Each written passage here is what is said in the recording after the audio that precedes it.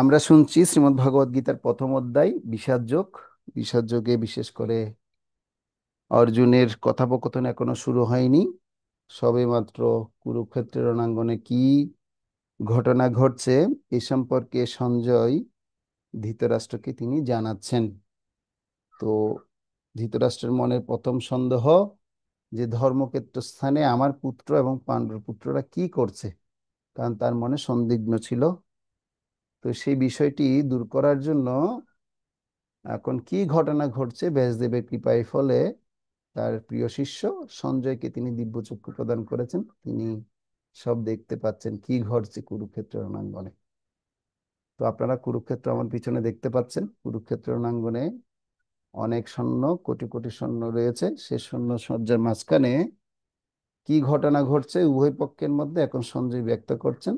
সঞ্জয় ব্যক্ত করতে গিয়ে প্রথমেই তিনি দুর্যোধনের কথা বর্ণনা করলেন। তো এই দুর্যোধনের কথা তিনি বলছেন, বলতে গিয়ে অনেক ব্যক্তিদের কথা শুরু হয়ে তো দুর্যোধন ছিলেন একজন বড় রাজনীতিবিদ। কিরকম রাজনীতিবিদ রাজনীতি করতে হয়, যদি কিছু কর্ম কৌশল শিখতে হয় দুর্যোধন থেকে আমরা শিখতে পারি। তো তিনি এত রণকৌশলে দক্ষ ছিলেন এবং রাজনীতিবিদ ছিলেন। তিনি তার সেনাপতি দ্রোণাচার্যের কাছে গিয়ে তিনি সুন্দর মতো বলছেন, দেখুন আপনার প্রিয় শিষ্যরা কিভাবে আপনার বিপক্ষ নিয়েছে। তো এক একজনের নাম আমরা শুনছি, এক একজনের বর্ণনা আমরা শুনছি। তো শুনতে শুনতে আমরা প্রায় 11 নম্বর শ্লোক পর্যন্ত শুনেছি, যেখানে শেষ শ্লোকে আলোচনা করা হয়েছে যে 11 নম্বর শ্লোক 10-11 আমরা দুটো আলোচনা শেষ করেছি আমার যতটুকু মনে আছে। যেখানে অয়নেষু চ সর্বেষু যথা ভাগম অবস্থিতাঃ ভীষ্মমেবাভিরস্কন্তু ভবন্তঃ সর্ব এব হি। তো এখানে আমরা ভীষ্মদেবের কাহিনী শুনলাম এবং ভীষ্মদেব কি ছিল তার চরিত্রের কাহিনী শুনলাম। কখন মানুষ অন্যের কথা চিন্তা করে, আমরা তিনটা তথ্যের কথা বলেছি আপনাদেরকে। যখন কাউকে খুব ভয় পাবো, ভয়ের কারণে আমরা তার কথা চিন্তা করতে থাকি। যখন আমরা কারো প্রতি ঈর্ষান্বিত হই, ঈর্ষার কারণে তার কথা আমরা চিন্তা করতে থাকি। আরেকটা হচ্ছে শুদ্ধ প্রেম, বা যাকে আমি পরম পবিত্র ভালোবাসি, সে ভালোবাসার কারণে আমি তাকে কি করি, সর্বদা চিন্তা করতে থাকি। তো এ হচ্ছে আমাদের মোটামুটি 11 নম্বর শ্লোক পর্যন্ত আলোচনা। এই 11 নম্বর শ্লোক পর্যন্ত আমরা এই বিভিন্ন চরিত্রের কথা শুনলাম। আজকে থেকে 12 নম্বর শ্লোক আলোচনা হবে, যেখানে কুরু বংশের বিদ্য পিতামহ ভীষ্মদেব দুর্যোধনের হর্ষ উৎপাদন জন্য তিনি সিংহের মতো গর্জন করে অতি উচ্চ নাদে কি করবেন, তিনি এখন শঙ্খ বাজাবেন। তো আমরা সবাই ভগবানের কাছে প্রার্থনা করি যেন এই জ্ঞান, যেন আমরা পবিত্র জ্ঞানটা যেন ভালো মতো হৃদয়ঙ্গম করতে পারি। গুরুদেব গুরু বৈষ্ণবদের কাছে প্রার্থনা নিবেদন করুন সবাই। 12 নম্বর শ্লোক থেকে আমরা এখন ডিটেলস শুনবো। সবাই 12 নম্বর শ্লোক খুলুন এবং দেখুন। শ্লোক 12।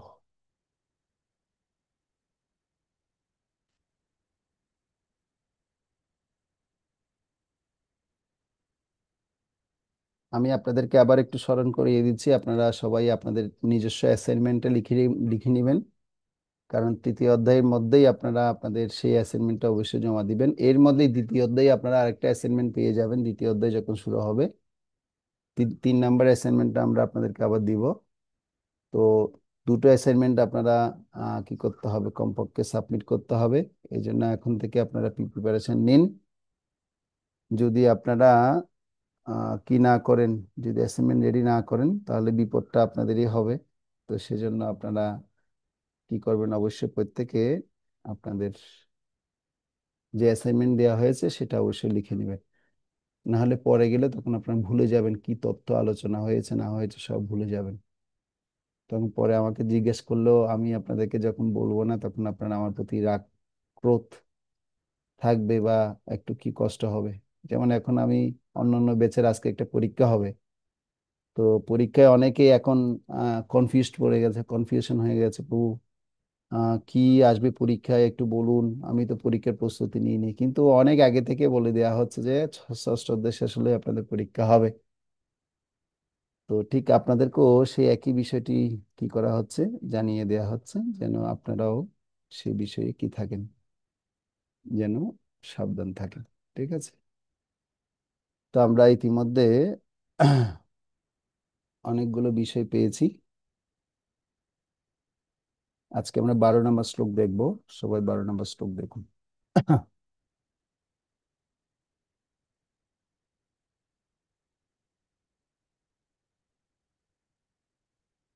আশা করি দেখতে পাচ্ছেন স্ক্রিনে। ওম নমো ভগবতে বাসুদেবায়।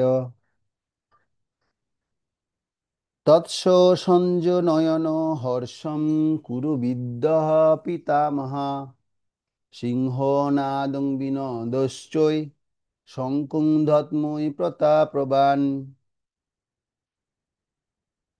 প্রমি মাতাজি অনুবাদটা পড়ুন তো, সাউন্ডটা অন করে পড়ুন। হ্যাঁ।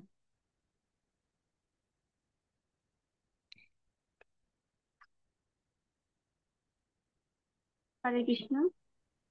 অনুবাদ: তখন কুরু বংশের বৃদ্ধা পিতামহ ভীষ্ম ভীম ভীম, ভীষ্ম দুর্যোধন ভীষ্ম ভীষ্ম ভীম ভীষ্ম না, ভীষ্ম। দুর্যোধন হর্ষ উৎপাদনের জন্য সিংহের গর্জনের মতো অতি উচ্চনাদের নাদের তার শঙ্খ বাজালেন। হরে কৃষ্ণ। ধন্যবাদ মাতা। তো এই শ্লোকের অনুবাদ হচ্ছে, তখন কুরুবংশের বৃদ্ধ পিতামহ ভীষ্ম দুর্যোধনের হর্ষ উৎপাদনের জন্য সিংহের মতো গর্জনের সিংহের গর্জনের মতো অতি উচ্চ নাদে তার শঙ্খ বাজালেন। বহুপাত তাৎপর্য বলছে, কুরু রাজবংশের পিতামহ দুর্যোধনের হৃৎকম্প অনুভব করতে পেরে তার স্বভাব সুলভ করুণার বশবর্তী হয়ে তাকে উৎসাহিত করবার জন্য সিংহনাদে তার শঙ্খ বাজালেন। পরোক্ষভাবে শঙ্খধ্বনির মাধ্যমে তিনি তার হতাশাচ্ছন্ন পৌত্র দুর্যোধনকে জানিয়ে দিলেন যে এই যুদ্ধে জয়লাভ করার কোনো আশাই তার নেই, কারণ ভগবান শ্রীকৃষ্ণ ছিলেন তার বিপক্ষে। তবুও ক্ষাত্র ধর্ম অনুসারে জয় পরাজয়ের কথা বিবেচনা না করে যুদ্ধ করাই তার কর্তব্য, এই ব্যাপারে তিনি কোনো রকম অবহেলা করবেন না, সে কথা তিনি দুর্যোধনকে জানিয়ে দিলেন বা দুর্যোধনকে মনে করিয়ে দিলেন। তো একটা বিষয় হচ্ছে যে আমি ছোটবেলায় শুনছিলাম, আমরা যখন পথ চলবো, পথটা চলার জন্য আমাদের অবশ্য বয়স্কদের কিছু পরামর্শ আমাদের দরকার।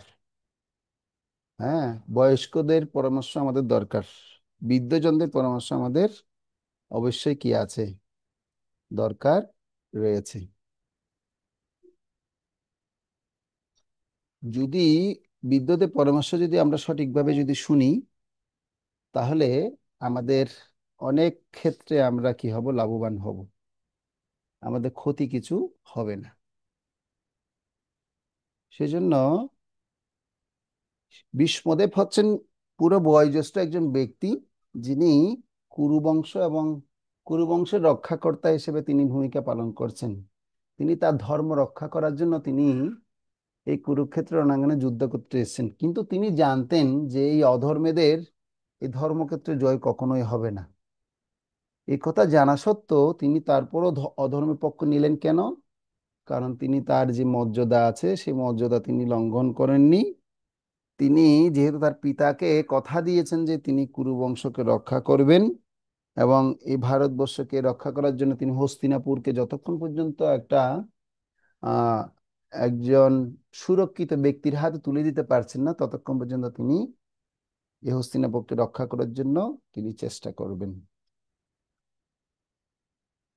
তো সেজন্য একটা কথা আছে, আত্মগর্বের রোগের দ্বারা আক্রান্ত ব্যক্তি কামনা করে যে সকলেই তার কাছে আসবে, তাকে কারো নিকট যেতে হবে না। মধুর হাস্যযুক্ত ভগবান শ্রীরাম নিজেকে এই রোগের থেকে দূরে রেখেছিলেন। তিনি বিনয়ের অমৃত দিয়ে আলোচনাকে উৎসাহিত করতেন। অতিরিক্ত আত্মনির্ভরতা হচ্ছে বুদ্ধিভিত্তিক দম্ভ এবং লোভের রক্ষণ। তো এই কথাটা কেন বলা হয়েছে? কারণ দুর্যোধন তিনি, তার একটা দাম্ভিক অহংকার ছিল, আমার আমার পক্ষে কারা আছেন, সর্বশ্রেষ্ঠ যোদ্ধারা আছেন।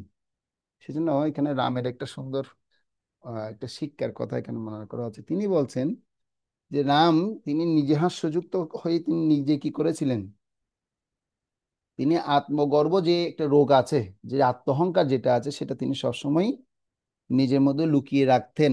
সেই জন্য আত্মগর্ব রোগের দ্বারা আক্রান্ত ব্যক্তি কামনা করে যে সকলেই তার কাছে আসবে, তাকে কারো নিকট যেতে হবে না।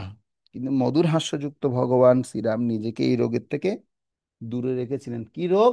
সেটা আত্মগর্ব রোগ। তো আমাদের প্রত্যেকের মধ্যেও সেই রকম আত্মগর্ব রোগ রয়েছে। তো সেটা আমরা যেন কি করি, সেটা যেন সেই জায়গা থেকে যেন দূরে থাকার চেষ্টা করি। এটা হচ্ছে আমাদের শিক্ষা।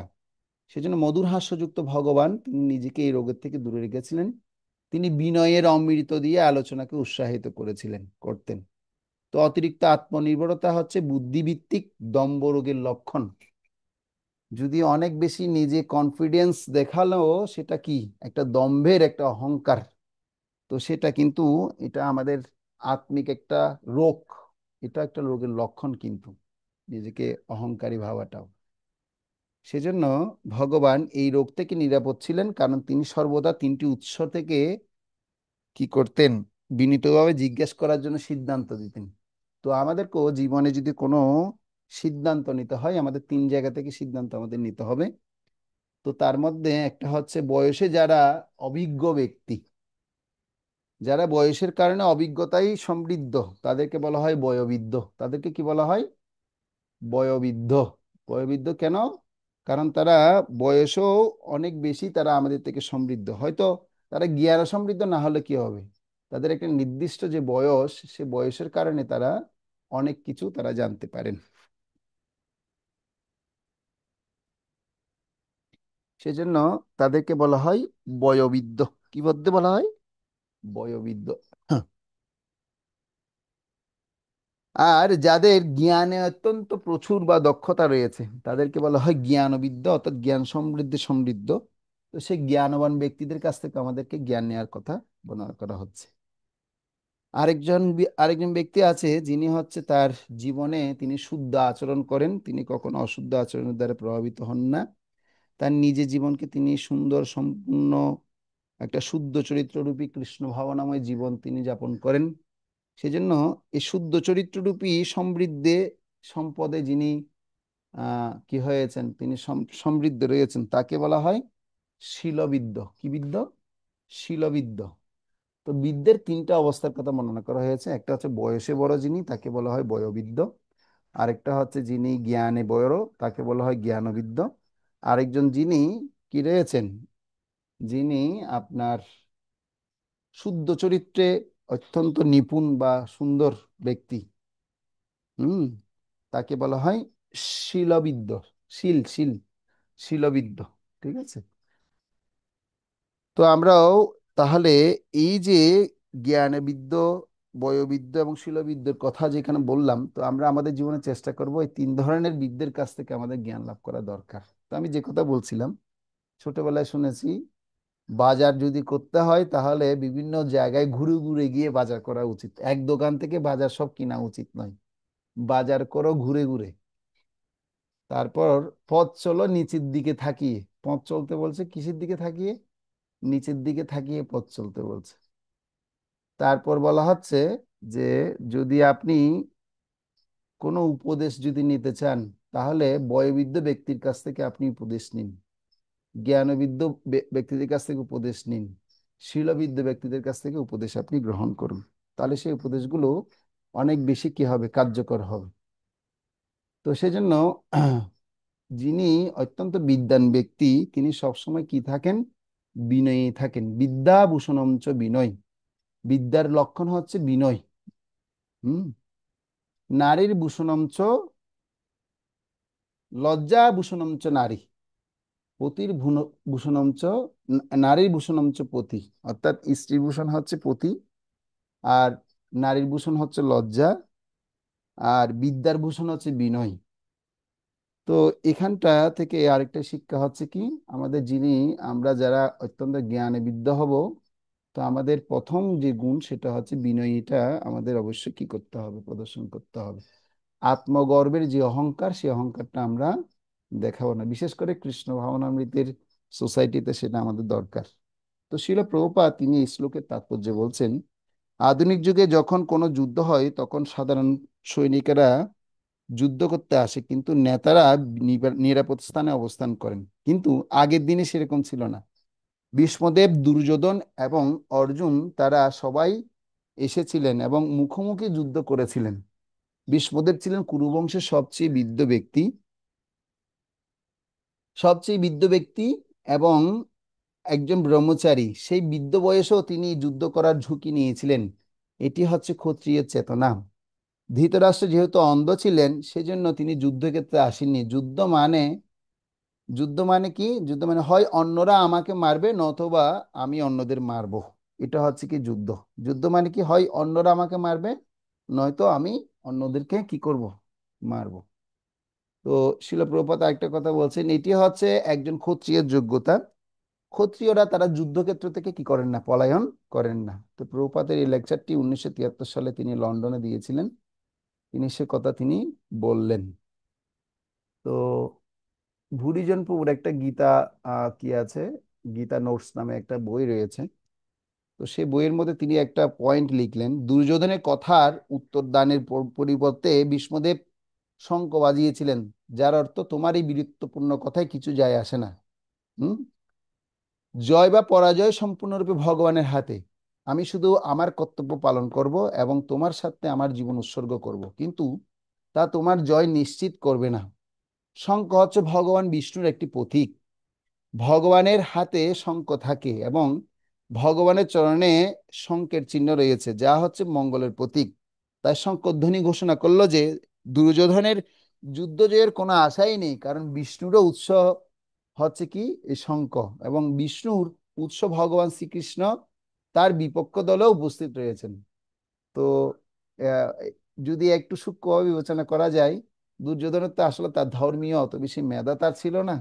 হয়তো রাজনীতিতে সে মানে পরপক্ষ ছিল, মানে পোক্ত ব্যক্তি ছিল। তো পোক্ত ব্যক্তি থাকলে কি হবে, কিন্তু তার ধর্মনীতিতে সে অত বেশি কি ছিল না, শক্তিশালী ছিল না। তো সেজন্য শঙ্খ হচ্ছে একটি কি মঙ্গলময় সূচক এবং মঙ্গলময় প্রতীক। তো শঙ্খধ্বনি করার দ্বারা ভীষ্মদেব দুর্যোধনের নিকট তিনি কি করেছেন, 5টি বিষয় নির্দেশ করেছেন। আমাদের একজন আহ, বড় একজন লেকচারার শ্রীমান রাধেশ্যাম প্রভু তিনি বলেন যে প্রপত্যের প্রতি স্বাভাবিক অনুকম্পাবশত তিনি শঙ্খ বাজিয়েছিলেন। প্রথম, মানে 5টা কারণের কথা বলা আছে, 5টা বিষয় নির্দেশ করেছে শঙ্খ বাজানোর। কটা বিষয়? 5খানা বিষয় নির্দেশ করছে। একটা হচ্ছে প্রপত্যের প্রতি স্বাভাবিক অনুকম্পার বশত তিনি সে শঙ্খ বাজিয়েছিলেন। দুর্যোধনের ভীতি মনের হর্ষ সঞ্চার করতে চেয়েছিলেন এবং সিংহের মতো নিজের অবস্থান ঘোষণা করতে চেয়েছিলেন। এবং 4 নাম্বার হচ্ছে তিনি নিশ্চিত করতে চেয়েছিলেন যে তার যুদ্ধরূপ কর্তব্য সম্পাদনে তিনি পিছপা হবেন না।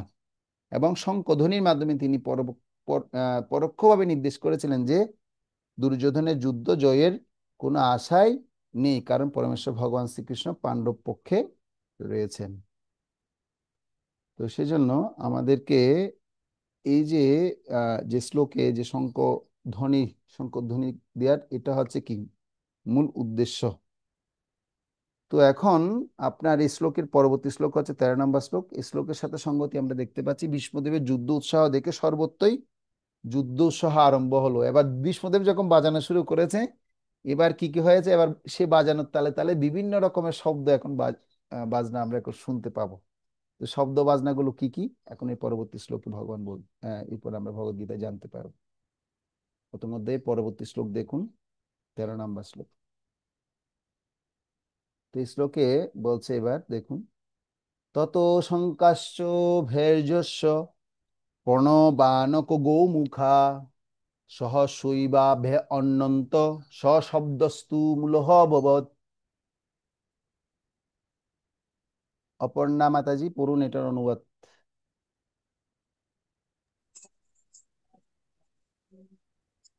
হরে কৃষ্ণ, হরি বল। অনুবাদ। তারপর শঙ্খ ভেরি, প্রণব ও আনক, ঢাক এবং শিঙ্গাসমূহ হঠাৎ একত্রে ধ্বনিত হওয়ার ফলে এক তুমুল শব্দের সৃষ্টি হয়েছিল। তো এখানটাই অনেকগুলো শব্দ, সুন্দর সুন্দর শব্দ রয়েছে। শঙ্খ, ভেরি, প্রণব, আনক, ঢাক, গোমুখ, সিংহাসমূহ হঠাৎ একত্রিত ধ্বনিত হয়ে এক তুমুল শব্দের সৃষ্টি করলো। এবার এখানে যে যে শব্দগুলো বলা হয়েছে, এখান থেকে আহ 1 2 3 4 5 6 ছয়, ছয়, আহ 7 গোমুখ, সিংহাসমূহ। তো এখানে ছয়খানা বাদ্যযন্ত্রের কথা বলা হয়েছে। এই ছয়খানা বাদ্যযন্ত্র আপনারা সবাই চিনেন? দেখে হাত তুলুন তো, কারা কারা চিনেন, হাত তুলুন। ছয়খানা বাদ্যযন্ত্র চিনেন? চিনেন না, সবগুলো চিনেন না? আচ্ছা, কোনটা চিনেন? ঢোল চিনেন? ঢোল, ঢোল দেখেছেন? আনক দেখেছেন? আনক, আনক কখনো দেখেননি? আসলে আপনারা সবগুলোই চিনেন, আপনারা এই নামগুলো ঠিক জানেন না। এই নামগুলো ঠিক আমার কি নেই, জানা নেই, সেজন্য আমি এগুলো চিনতে পাচ্ছি না। তো এখানে যে শব্দগুলো এখানে বর্ণনা করা হয়েছে, দেখুন, প্রথমে লেখা রয়েছে কি? প্রথমে লেখা রয়েছে হচ্ছে শঙ্খ। শঙ্খ তো না চিনার কোনো কারণ নেই। শঙ্খ আমরা প্রত্যেকেই কি চিনি। তো শঙ্খের উদ্ভব হয় সমুদ্র থেকে। শঙ্খের উদ্ভব কোথা থেকে হয়? সমুদ্র থেকে। আর এটি ভগবানের সেবার পূজায় লাগে, এবং বিভিন্ন আরতিতে সেটা ব্যবহার করা হয়। আর তখনকার সময়ে যখন যুদ্ধ হতো, তখন শঙ্খধ্বনির মাধ্যম দিয়ে কি হতো? যুদ্ধ হতো। তো বর্তমান সময়ে আধুনিক মডার্নিজমে বিভিন্ন রকমের সিনেমা আমরা দেখতে পাই। যেমন হিন্দি সিনেমা যদি দেখেন, হয়তো আপনারা অনেকে দেখেন না, কিন্তু অনেকে দেখেন। আর ভগবত ভক্তরা অবশ্য সিনেমার প্রতি অত বেশি আসক্ত নেই। একটা সিনেমার নাম বলি আপনাদেরকে, বাহুবলী। বাহুবলী দেখেছেন আপনারা? দেখেছেন? এখন বলছেন প্রভু আপনি ভক্তি শাস্ত্রী ক্লাসিকে আমাদেরকে অনুপ্রেরণা দিচ্ছেন বাহুবলী দেখার জন্য। না, আসলে আমি আপনাদেরকে অনুপ্রেরণা দিচ্ছি না। আপনারা আহ, না দেখলেও ওখানে যে কাহিনী বর্ণনা করা হচ্ছে, বা যে ইতিবৃত্তি কাহিনীগুলো, সেগুলো সব অনেক হাজার হাজার বছরের পুরাতন ইতিহাস কি করা হচ্ছে, তারা তুলে ধরে সেগুলো নির্মাণ করছেন। তারা মডার্নিজম ভাবে নির্মাণ করছেন। তো সেখানে দেখতে পাবেন তারা শঙ্খ বাজাচ্ছে, এরকম আনক বাজাচ্ছে, দুন্দুবি বাজাচ্ছে, ঢোল বাজাচ্ছে। তো বিভিন্ন কিছু মাধ্যমে তারা কি জানাচ্ছে, মানে কি, শত্রুপক্ষকে বিপক্ষে কি করবে, তারা যুদ্ধ করবে। তো বর্তমান সময়েও তারা দেখতে পাচ্ছে কি, আসলে মানুষের কনসাসনেসে সেই বৈদিক সাহিত্যটাই রয়েছে পুরাটাই। এই বৈদিক সাহিত্যকে কেউ ছিন্ন করতে পারবে না। তো এই বৈদিক সাহিত্যের যে সমৃদ্ধি, সেই সমৃদ্ধিটা আমাদের প্রত্যেকেরই খুব ভালো মতো সুনিপুণভাবে সেটা জানা দরকার। তো এই শঙ্খের গুরুত্বটা তাই দেয়া হয়েছে। শঙ্খের উদ্ভব তাহলে কোথা থেকে হয়? সমুদ্র থেকে শঙ্খের উদ্ভব হয়। যেমন শঙ্খ, কেন আমরা, বিশেষ করে মাতাজিদের, আমাদের বাঙালিদের ক্ষেত্রে মাতাজিরা সবসময় শঙ্খকে সাথে করেই রাখে। সেটা কি রাখে? শাঁখা রেখে, শাঁখা না? প্রত্যেকে শাঁখা রাখি না? মারা মারা সবাই দেখান তো শাঁখা আছে কিনা, দেখি, যাদের যাদের শাঁখা আছে দেখি। তো আমাদের বাঙালিদের একটা একটা সংস্কৃতি, এবং এই পবিত্র, এই শঙ্খ নির্দেশ করে একটা পবিত্রতার সিম্বল হিসেবে নির্দেশ করে। এবং এই শঙ্খ বিশেষ করে, আপনারা যদি কলকাতায় যদি কখনো আসেন, শাঁখারি বাজার নামে একটা জায়গা আছে, ওখানে আপনারা যাবেন, গিয়ে দেখবেন কিভাবে শঙ্খ বানানো হয়, কিভাবে এরকম শাঁখা বানানো হয়। অথবা আপনারা স্মৃতির মোড় যাবেন, স্মৃতির মোড় আছে, তারপর হচ্ছে বাগবাজার আছে, এটা শঙ্খের পুরা শাঁখার, মানে পুরা বাজার। ঠিক আছে? তো বিশেষ করে আমরা বাঙালিরা যারা আছি, বাঙালিরা বিশেষ করে শঙ্খ ব্যবহার করতে দেখা যায়। কিন্তু আমি যে এখন সাউথে আসলাম, সাউথে কিন্তু ম্যাক্সিমাম তারা এরকম শঙ্খ আর শাঁখা ব্যবহার করে না। বিভিন্ন জায়গায় বিভিন্ন স্টেটে ব্যবহার করে না, কিন্তু তারা আবার বিভিন্ন মঙ্গলসূত্র ব্যবহার করে। তারপর অনেক সময় পলা ব্যবহার করে, লাল যে চুড়ি আছে সেই চুড়িটা ব্যবহার করে। হ্যাঁ, এগুলো অনেক সময় কি থাকে। আর মায়েরা কি করে? সিঁদুর ধারণ করে। কিন্তু এখানটাইও আছে, অনেকে সিঁদুর ধারণ করে, স্মৃতিতে সিঁদুর ধারণ। করে, মঙ্গলময়। তো সেজন্য এই শঙ্খ যেহেতু ভগবানের সেবা পূজায় লাগে এবং আরতিতে ইত্যাদিতে ব্যবহৃত হয়। এবার আমি আপনাদেরকে একটা গুপ্ত রহস্য বলি। আমরা যেরকম 84 লক্ষ যোনিতে আমরা যে জন্মগ্রহণ করি, তার মধ্যে একটা যোনি হচ্ছে কি মৎস্য যোনি। তো মৎস্য যোনির একটা অংশ হচ্ছে কি এই শামুক যোনি বা শঙ্কর। এই বিশেষ করে যখন কোনো মৎস্য যোনিতে কোনো প্রাণী, বিশেষ করে মৎস্য প্রাণীর মধ্যে যদি কেউ শঙ্কর রূপে যদি কি হয়, তার দেহান্তরিত হয়, দেহ হয়, দেহান্তরিত না তার দেহ প্রাপ্ত হয়, তাহলে তার জীবনটা সার্থক বলে বর্ণনা করা হচ্ছে। কেন? কারণ সেই শঙ্খ তখন কি করবে, ভগবানের সেবায় নিয়োজিত হবে। আর যদি আর মাছের প্রজাতির মধ্যে যদি বলা হচ্ছে যদি মকর মৎস্য হয়, তাহলে সেই মৎস্য তিনি ভগবানের সেবায় তিনি কি হন, ব্যবহৃত হন। বিধায় তিনি তার সরাসরি তিনি সেই জীবন থেকে মনুষ্য দেহ প্রাপ্ত হতে পারে। ঠিক আছে? শঙ্খ প্রজাতি থেকেও সরাসরি তিনি কি হতে পারে, মনুষ্য দেহ প্রাপ্ত হতে পারে ভগবানকে জানার জন্য, ভগবানকে ভজনা করার জন্য। তো সর্প প্রজাতির মধ্যে যদি কেউ বাসুকি সর্প যদি হয়, ঘুম আসলে দাঁড়িয়ে যাবেন, হ্যাঁ, চোখে জল দিয়ে দিবেন, ঘুমাবেন না, হ্যাঁ। ক্যামেরার সামনে ঘুমালে এটা একটু লজ্জা লাগে। তো ঘুম আসলে দাঁড়িয়ে যাবেন বা একটু জল খেয়ে নেবেন, একটু জলের বোতল রাখবেন সাথে, জল যেন আপনারা খেতে পারেন, জল রাখবেন, হ্যাঁ, তাহলে ঘুম চলে যাবে। তো বাসুকি সর্প যদি সর্পতে যদি যোনি গ্রহণ করে, তাহলে কি হবে, সে সর্প যোনি তার সার্থক, সে সরাসরি মনুষ্য জীবন প্রাপ্ত হবে, নয়তো সে সরাসরি কোনো ভগবানের সেবা সে করতে থাকবে। তো এইভাবে বিভিন্ন প্রাণীদেরও কি রয়েছে, একটা গুণ বৈশিষ্ট্য ভগবান আবার সেখানে একটা বিশাল অধিকারও তাদেরকে দিয়েছে। তো এই আমরা এখন শঙ্খের কথা শুনলাম, যেহেতু ভগবানের আরতি সেবা পূজায় লাগে এবং ইত্যাদি ব্যবহার করা হয়, এবং মাঙ্গলিক কর্মে এবং যুদ্ধের প্রারম্ভে এটি মুখে ফুৎকারের মাধ্যমে বাজানো হয়। তো আমরা দেখি বিভিন্ন রকমের আধ্যাত্মিক আমরা প্রোগ্রাম, যখন আমরা ট্যুর নিয়ে যাই, বনভোজনে নিয়ে যাই, বা কখনো নিয়ে গেলে বা বিভিন্ন ইয়ারলি প্রোগ্রাম, বাৎসরিক প্রোগ্রাম যদি হয়, জগন্নাথের রথযাত্রা ফেস্টিভ্যালে শঙ্খ বাজানোর প্রতিযোগিতা দেওয়া হয়। তো আপনারা জেনে অত্যাধিক আরেকটা আনন্দিত হবেন, এটা যে এই শঙ্খ ধ্বনি যে কতক্ষণ ধরে যে ধরে রাখতে পারবে, সে যদি ধরে রাখতে পারে, তার কি হবে, তার শ্বাস প্রশ্বাসের যে কষ্ট আছে সেই কষ্টটা একেবারে বিদূরিত হয়ে যাবে। সেজন্য শঙ্খ প্রত্যেকেরই বাজানো উচিত, অনুশীলন করা উচিত। আপনারা সবাই প্রত্যেক শঙ্খ বাজাতে পারেন? যে কোনো শঙ্খ দিলে বাজাতে পারেন? আবার অনেকে পারে না, কিন্তু অনেক ভক্ত পারে না, দেখি ফু একদিকে দিলে ফু চলে যায় আরেক দিকে, ফুর ফুৎকারটা কি হয়ে যায়, আরেক দিকে চলে যায়, ভালো করে ফুও দিতে পারে না। সেজন্য দীর্ঘক্ষণ ধরে আপনি যদি বাজাতে পারেন, তাহলে আপনার শ্বাস প্রশ্বাসেরও কি হবে, নিয়ন্ত্রিত হবে। তো সেজন্য শঙ্খ কোনো সাধারণ বস্তু নয়। আর শঙ্খকে সবসময় ধ্যান করা উচিত। শঙ্খকে সবসময় চোখ বন্ধ করলে যেন শঙ্খ ধ্যান হয়। কেন? ভগবানের চরণে কি রয়েছে, সেই শঙ্খের চিহ্ন আছে। ভগবানের হস্তের মধ্যে সেই শঙ্খ চক্র গদা পদ্ম, সে যে চতুর্ভুজধারী। তারপর ভগবান জগন্নাথের হাতের মধ্যে শঙ্খের চিহ্ন আছে, দেখেছেন আপনারা জগন্নাথের হাতের আছে। সেজন্য শঙ্খকে সবসময় ধ্যান আমাদের করা উচিত, যেহেতু ভগবানের হাতে থাকে সবসময়।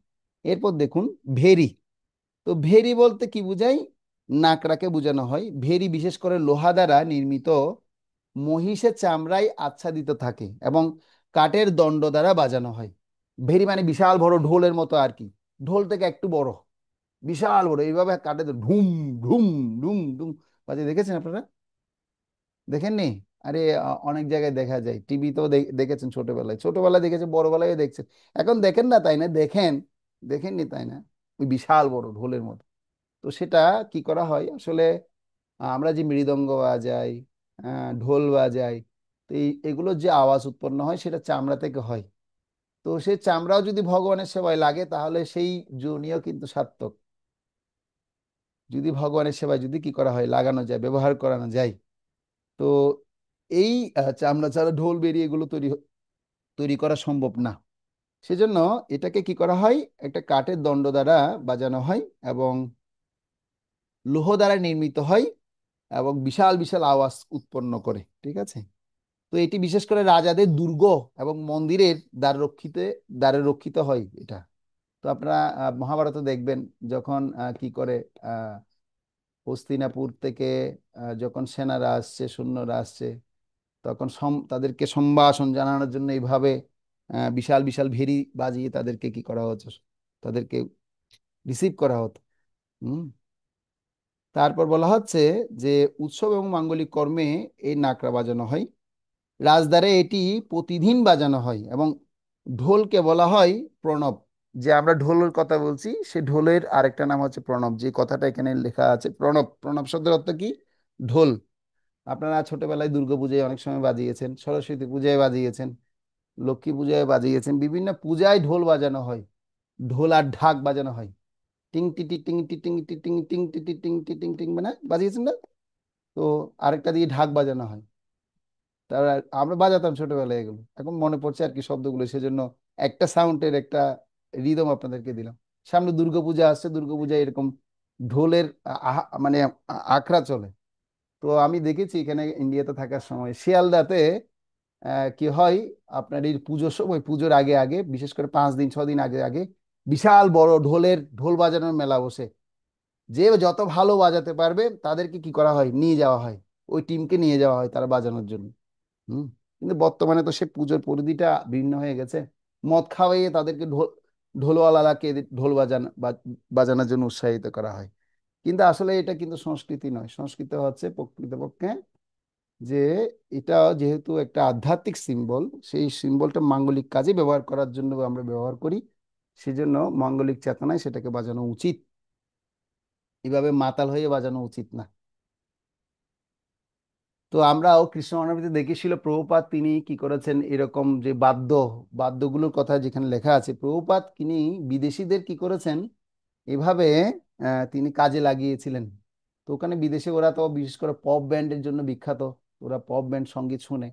আর প্রভুপাদ সেটাকে কি করেছেন, একটু রিলেট করেছেন। প্রভুপাদ তিনি যখন টমকিন স্কোয়ার পার্কে বসে বসে কীর্তন করতেন, তো সবাইকে তিনি বলছে হাততালি দাও। তো দেখা যাচ্ছে কেউ হাততালি দিচ্ছে, বলছে তুমি হাততালি দিচ্ছ না কেন? বলছে "হ্যাঁ, প্রভুপাদ আমার হাতে একটা কি আছে।" ও কেউ একটা প্লেট নিয়ে আসছে, কেউ একটা বাটি নিয়ে আসছে। তো যেহেতু হিপি ব্যক্তি ছিল অনেকে, কেউ কারো হাতে গ্লাস আছে, তখন প্রভুপাদ কি করছে, বলছে তুমি তোমার বাটির সাথে ওই গ্লাসটা দিয়ে বাজাও তো দেখি আমার সাথে সাথে, কীর্তনের সাথে সাথে। তারপর কারো হাতে কি আছে আপনার ওই কি বাজানোর, বেহালা বাজানোর একটা লাঠি আছে, কারো হাতে বেহালা, তুমি বেহালাটা আমার সাথে বাজাতে পারো, বাজাও। হুম। তারপর কারো কাছে ড্রামের প্যাড আছে, বলে, তোমার ড্রামটা আমার সাথে কীর্তনের সাথে বাজাও, দেখো কত সুন্দর রিদম তৈরি হয়। তো আপনারা দেখবেন প্রভুপাদের এরকম একটা কীর্তন আছে টমকিন স্কোয়ার পার্ক, ছিল প্রভুপাদ কীর্তন বাই টমকিন স্কোয়ার পার্ক। তো আপনারা দেখবেন ওখানে এরকম কি করছে, নাচছে গাইছে, মানে বাজাচ্ছে, বিভিন্ন টিং টিং টিং টিং টিং টিং আওয়াজ হয়। হরে কৃষ্ণ, হরে কৃষ্ণ, কৃষ্ণ কৃষ্ণ, হরে হরে, হরে রাম, হরে রাম, রাম রাম, হরে হরে। প্রভুপাদ এমন ব্যক্তি ছিলেন, তিনি কাউকে ফেলে দিতেন না, সবাইকে, তিনি একদম মুচি থেকে শুরু করে একদম সূচি ব্যক্তি সবাইকে তিনি কাজে লাগিয়েছেন। তো এটা আমরাও এই শিক্ষা থেকে পাই। প্রভুপাদও তিনি কি করেছেন, সবাইকে এগুলো দ্বারা কীর্তনে উৎসাহিত করেছেন। তো আমরা এখন বর্তমানে বিভিন্ন কীর্তনের মধ্যে পপ কীর্তনও দেখতে পাই, ব্যান্ড কীর্তন দেখতে পাই, হরে কৃষ্ণ ব্যান্ড চলবে, হরে কৃষ্ণ ব্যান্ড। আমরা যখন প্রথম প্রথম যখন আসি ইসকন কৃষ্ণ মহানবমীতে, শুনতাম এই হরে কৃষ্ণ ব্যান্ড শুনতাম, হরে কৃষ্ণ ব্যান্ড কীর্তনে আমাদের ভালো লাগতো। হয়তো এখন হরে কৃষ্ণ ব্যান্ড কীর্তন ভালো লাগে না, এখন সরলা আহ সহজ সরল সুর আমাদের ভালো লাগে। হুম। তো এই কথা বলার অর্থ হচ্ছে যে প্রভুপাদ তিনি এইভাবে কি করেছেন, সবাইকে সেই সেবায় কাজে লাগিয়েছেন। তো তাহলে মানে প্রণব মানে আমরা ঢোলকে বুঝতে পারি, প্রণব শব্দটা তাহলে এখন ক্লিয়ার হয়ে গেছে, প্রণব শব্দের অর্থ ঢোল। আবার প্রণব শব্দের অর্থ সূর্যও বোঝায়। প্রণব শব্দের অর্থ কি বোঝায়? সূর্য বোঝায়। আবার প্রণব শব্দের অর্থ আপনার ওমকার ধ্বনিও বোঝায়। ঠিক আছে। কিন্তু এই ক্ষেত্রে বলছি না ঘুমাতে, তারপর ঘুমাচ্ছে কেন? চোখ মেলুন সবাই, ঘুমাবেন না। কেমন ঘুমালে ক্লাস করতে পারবে না, ভালো লাগবে না, শুনতে হবে মনোযোগ দিয়ে। তো আহ তাহলে প্রণব শব্দের অর্থ আমরা বিভিন্নভাবে পাই, এই ক্ষেত্রে প্রণব শব্দের অর্থ বোঝাচ্ছে ঢোল। ঠিক আছে। এবং এটা কাঠ ও লোহার দ্বারা নির্মিত এবং ছাগলের চামড়ায় আচ্ছাদিত থাকে, এবং হাত ও কাষ্ঠদণ্ড দ্বারা বাজানো হয়। এটি আকারে ছোট এবং ঢোলকের মতো, কিন্তু ঢোলকের থেকে বড় হয়। কোনো কর্মের শুরুতে প্রণব এবং ঢোল বাজানো হলে তা সকল বিঘ্ন দূর করে বলে প্রায় দূর করে, সেজন্য কি করা হয়, প্রায় প্রাত্যহিক মাঙ্গলিক অনুষ্ঠানে এই ঢোল বাজানো হয়। এবং আনক বলতে আমরা কি বুঝি? আনক চিনেন আপনারা? আনক, আনক চিনেন না? আনক, আনক আপনারা সবাই চিনেন। আনকটা হচ্ছে সংস্কৃত শব্দ। আনক মানে হচ্ছে মৃদঙ্গ। আনক মানে কি? মৃদঙ্গ। বলছে মৃদঙ্গ হচ্ছে মহাপ্রভুর অঙ্গ। মৃদঙ্গ ব্রহ্ম রূপায় লাবণ্যং রসমাধুরীম সহস্র গুণ সংযুক্তা মৃদঙ্গায় নমো নমঃ। মৃদঙ্গ কি? মৃদঙ্গ হচ্ছে কার? মহাপ্রভুর অঙ্গ। তো আমরা দেখতে পারি মৃদঙ্গ যখন কি করে, চাঁদ কাজী যখন মৃদঙ্গ ভেঙে দিয়েছিল, ওদের চাঁদ কাজীর এত বড় সাহস, আমার অঙ্গর মধ্যে সে কি আঘাত করেছে, চাঁদ কাজীর আমি জাত ভেঙে দিব পুরা। তখন তিনি মহাপ্রভু কি করেছিলেন, লক্ষ লক্ষ তিনি তার ভক্ত নিয়ে সে চাঁদ কাজীর ঘরে গিয়ে কি করেছিলেন, তিনি সংকীর্তন মাধ্যমে তাকে আহ, তার যে মানে কি ভয়, সে ভয়টা দূর করেছিলেন। পরবর্তীতে চাঁদ কাজী তিনি মহাপ্রভুর এই সংকীর্তন আন্দোলনে মৃদঙ্গের ধ্বনি শুনে তার চেতনা পরিবর্তন হয়ে গেছে এবং পরবর্তীতে তিনি মহাপ্রভুর এই সংকীর্তনে যুক্ত হয়েছিলেন। তো আমরা তাহলে বুঝতে পারছি যে আনক মানে হচ্ছে আহ মৃদঙ্গকে আমরা আনক বুঝি। মনে থাকবে তো সবার? আনক মানে হচ্ছে মৃদঙ্গ, আর প্রণব মানে হচ্ছে ঢোল, আর ভেরি মানে হচ্ছে নাকড়াকে বোঝায়, এবং শঙ্খের কথা বর্ণনা করা হয়েছে। এবং এটি আকারে আহ কাঠের নির্মিত ঢোলকের মতো, কিন্তু সরি, মৃদঙ্গ, মৃদঙ্গ হচ্ছে কি, আপনারা দেখবেন মাঝখানে ভিতর একটা কি আছে, মাটির একটা অংশ থাকে, এবং ডান দিকে ডায়া অংশ থাকে ছোট, বাঁ দিকে বায়া অংশ থাকে, তাও কিন্তু চামড়া দ্বারা নির্মিত হয়। তো শিল প্রভুপাদ এক জায়গায় বলছিলেন যে আসলে এই যে মৃদঙ্গ ধ্বনি, আহ, আমরা চামড়া ব্যবহার করলেও, একজন প্রশ্ন করছে, প্রভুপাত এটা তো চামড়া, এটা তো পশুর চামড়া দিয়ে বানানো হয়েছে, এখন এটা আমরা ধরছি, এটা আমরা শুদ্ধ অশুদ্ধ হয়ে যাচ্ছি না প্রভুপাত? তখন প্রভুপাত বলছে, কি বলছো অশুদ্ধ হয়ে যাচ্ছে? এটা দ্বারা শব্দধ্বনি, যখন আমরা হরে কৃষ্ণ মহামন্ত্র কীর্তন করি, মৃদঙ্গ না বাজলে কি ভালো লাগে? সংকীর্তনে মৃদঙ্গ না বাজলে ভালো লাগে? ভালো লাগে। মৃদঙ্গের শব্দ শুনলেই সাথে সাথে হৃদয় কম্পিত হয়। আর যে মৃদঙ্গ কিন্তু সবাই বাজাতে পারে না, যে মৃদঙ্গ বাজাতে পারে তার অত্যন্ত সৌভাগ্য এবং পূর্বজন্মের অনেক স্বীকৃতির ফলে তিনি মৃদঙ্গ বাজাতে পারে। সবাই কিন্তু পারে না। সেজন্য যারা মৃদঙ্গ বাজাতে পারে তাদের অনেক স্বীকৃতি নিয়ে এই জগতে জন্মগ্রহণ করেছে, যারা বাজায়। হ্যাঁ। তো ছোটবেলায় আমরা দেখেছি, আমি ব্যক্তিগতভাবে বলি যে আমি ছোটবেলায় আমার মার পা ধরে ধরে কান্না করে বলছি আমি তবলা শিখবো, তবলা শিখবো। কিন্তু এটা আসলে ভগবানের একটা প্ল্যান, পরিকল্পনা ছিল। তো বলছে না, শিখবি কিনা বল, তাইলে কিন্তু ভর্তি করাবো। আমি বলছি না, আমি শিখবো। তখন ক্লাস 4-এ ছিলাম। তখন কি করেছে, আমাকে ভর্তি করে দিয়েছে তবলা শেখানোর জন্য। এরপর আমাকে আমার বড় ভাই অনেক সহযোগিতা করেছে এটা শেখার জন্য। তো সে তবলা শেখার কারণে আমি মৃদঙ্গটা একটু একটু পারি। পুরো পারি তাই না, একটু একটু বাজাতে পারি। সেই জন্য আমি অনেকক্ষণ ধরে বাজিয়ে কীর্তন করতে পারি। হ্যাঁ। তো সেটা একটা আমার একটা অনুভব, সেটা আমি বুঝতে পারি। তো যারা বাজায় তারাই বুঝতে পারে যে আসলে এটাতে অনেক শক্তি দরকার আছে, অনেক কৃপার আশীর্বাদের দরকার আছে, না হলে কিন্তু সম্ভব না। যারা পারে না তারা জানে যে আসলে এটা একটা কঠিন বিষয়। না, অনেকে অনেকে পারে না, যারা বুঝতে পারে, কিন্তু যারা পারে তারা জানে যে না, আসলে এটা অনেক আশীর্বাদের দরকার আছে, ভগবানের কৃপা না হলে সেটা সম্ভব না। তো আপনারা মাতাজিরাও শিখতে পারেন মৃদঙ্গ, শিখে শিখে ভগবানের সেবা লাগাতে পারেন। আমরা বিদেশে বিভিন্ন ভক্তদের দেখি, তারাও মৃদঙ্গ বাজিয়ে বাজিয়ে কীর্তন করেন ভগবানের। প্রভুরাও চেষ্টা করতে পারে, গৃহে তার সন্তানদেরকে শেখাতে পারে। শিল প্রভুপাদকে প্রভুপাদ তিনি অনুভব করে বলছেন, আমার পিতা আমাকে কি করতে, ঘরের দরজা বন্ধ করে দিয়ে আমাকে মৃদঙ্গ শেখানোর জন্য চেষ্টা করেছে। ছোটবেলায় তিনি আমাকে অন্য কোনো খেলনা দেয়নি, তিনি খেলনা হিসেবে দিয়েছে কি, মৃদঙ্গ। তো আমরা আমাদের সন্তানদেরকে কি করতে পারি, খেলনা হিসেবে মৃদঙ্গ দিতে পারি। উপহার, বার্থডে গিফট, গিফট হিসেবে আমরা একটা মৃদঙ্গ তাকে গিফট দিতে পারি। তাহলে সে সেটা যদি ছোটবেলা থেকে বাজানো শিখে, তাহলে আমাদের সংকীর্তন আন্দোলনে সেটা বিশালভাবে কি হবে, সেটা প্রভাব বিস্তার করবে। বুঝা যাচ্ছে এই লিঙ্কগুলো কি, এই শিক্ষাগুলো কিভাবে আমরা আমাদের জীবনে কাজে লাগাতে পারি। হয়তো কুরুক্ষেত্রের রণাঙ্গনে মৃদঙ্গের কথা বলা হচ্ছে, কিন্তু সেটা আমাদের ব্যক্তিগত জীবনে আমরা এইভাবে প্রয়োগ করতে পারি। কিন্তু আমাদের বর্তমান সময়ে যে দেখা যায় কি, ছেলে মেয়েদেরকে কি কিনে দেওয়া হয়, বলছে বাবা আমাকে রাইফেলটা কিনে দাও, এর গুলিটা কিনে দাও। তো ওটা কিনে দিচ্ছে, হ্যাঁ ওটা কিনে দেওয়া হচ্ছে। বড় একটা বেলুন কিনে দাও, নাহলে সে কান্না করছে।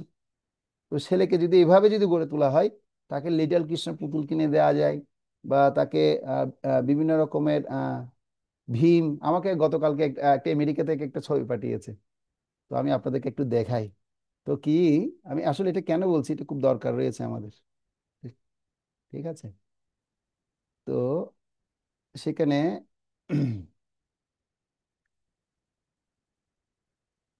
এই যে দেখুন, আমি একটা ছবি দেখাচ্ছি আপনাদেরকে। এই ছবিটা সবাই দেখুন, তাহলে বুঝতে পারবেন। আসলে ভক্তিশাস্ত্রী ক্লাসিক্যাল আমি এগুলো বলছি, এগুলো আমাদের বাস্তবিক জীবনে প্রয়োগ করা খুব দরকার। দেখতে পাচ্ছেন একটা ছবি? দেখা যাচ্ছে? সবাই দেখতে পাচ্ছেন?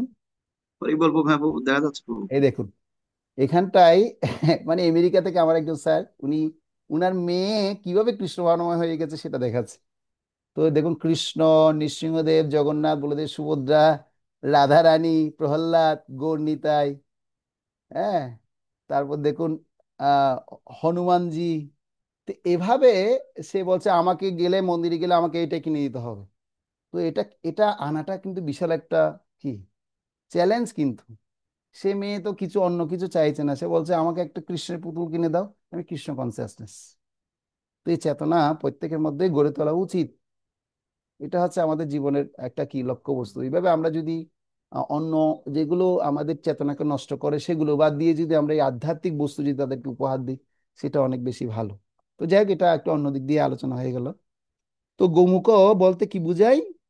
বলতে নারসিংহাকে বুঝাই। অর্থাৎ আহ গোমুখ যে লেখা লেখা আছে দেখুন, এটা সাপের মতো বক্রাকার এবং মুখটি গরুর মতো। এটি মুখের ফুৎকারে বাজানো হয়। ঠিক আছে? তো এই মোটামুটি আমরা এই শব্দগুলো পেলাম।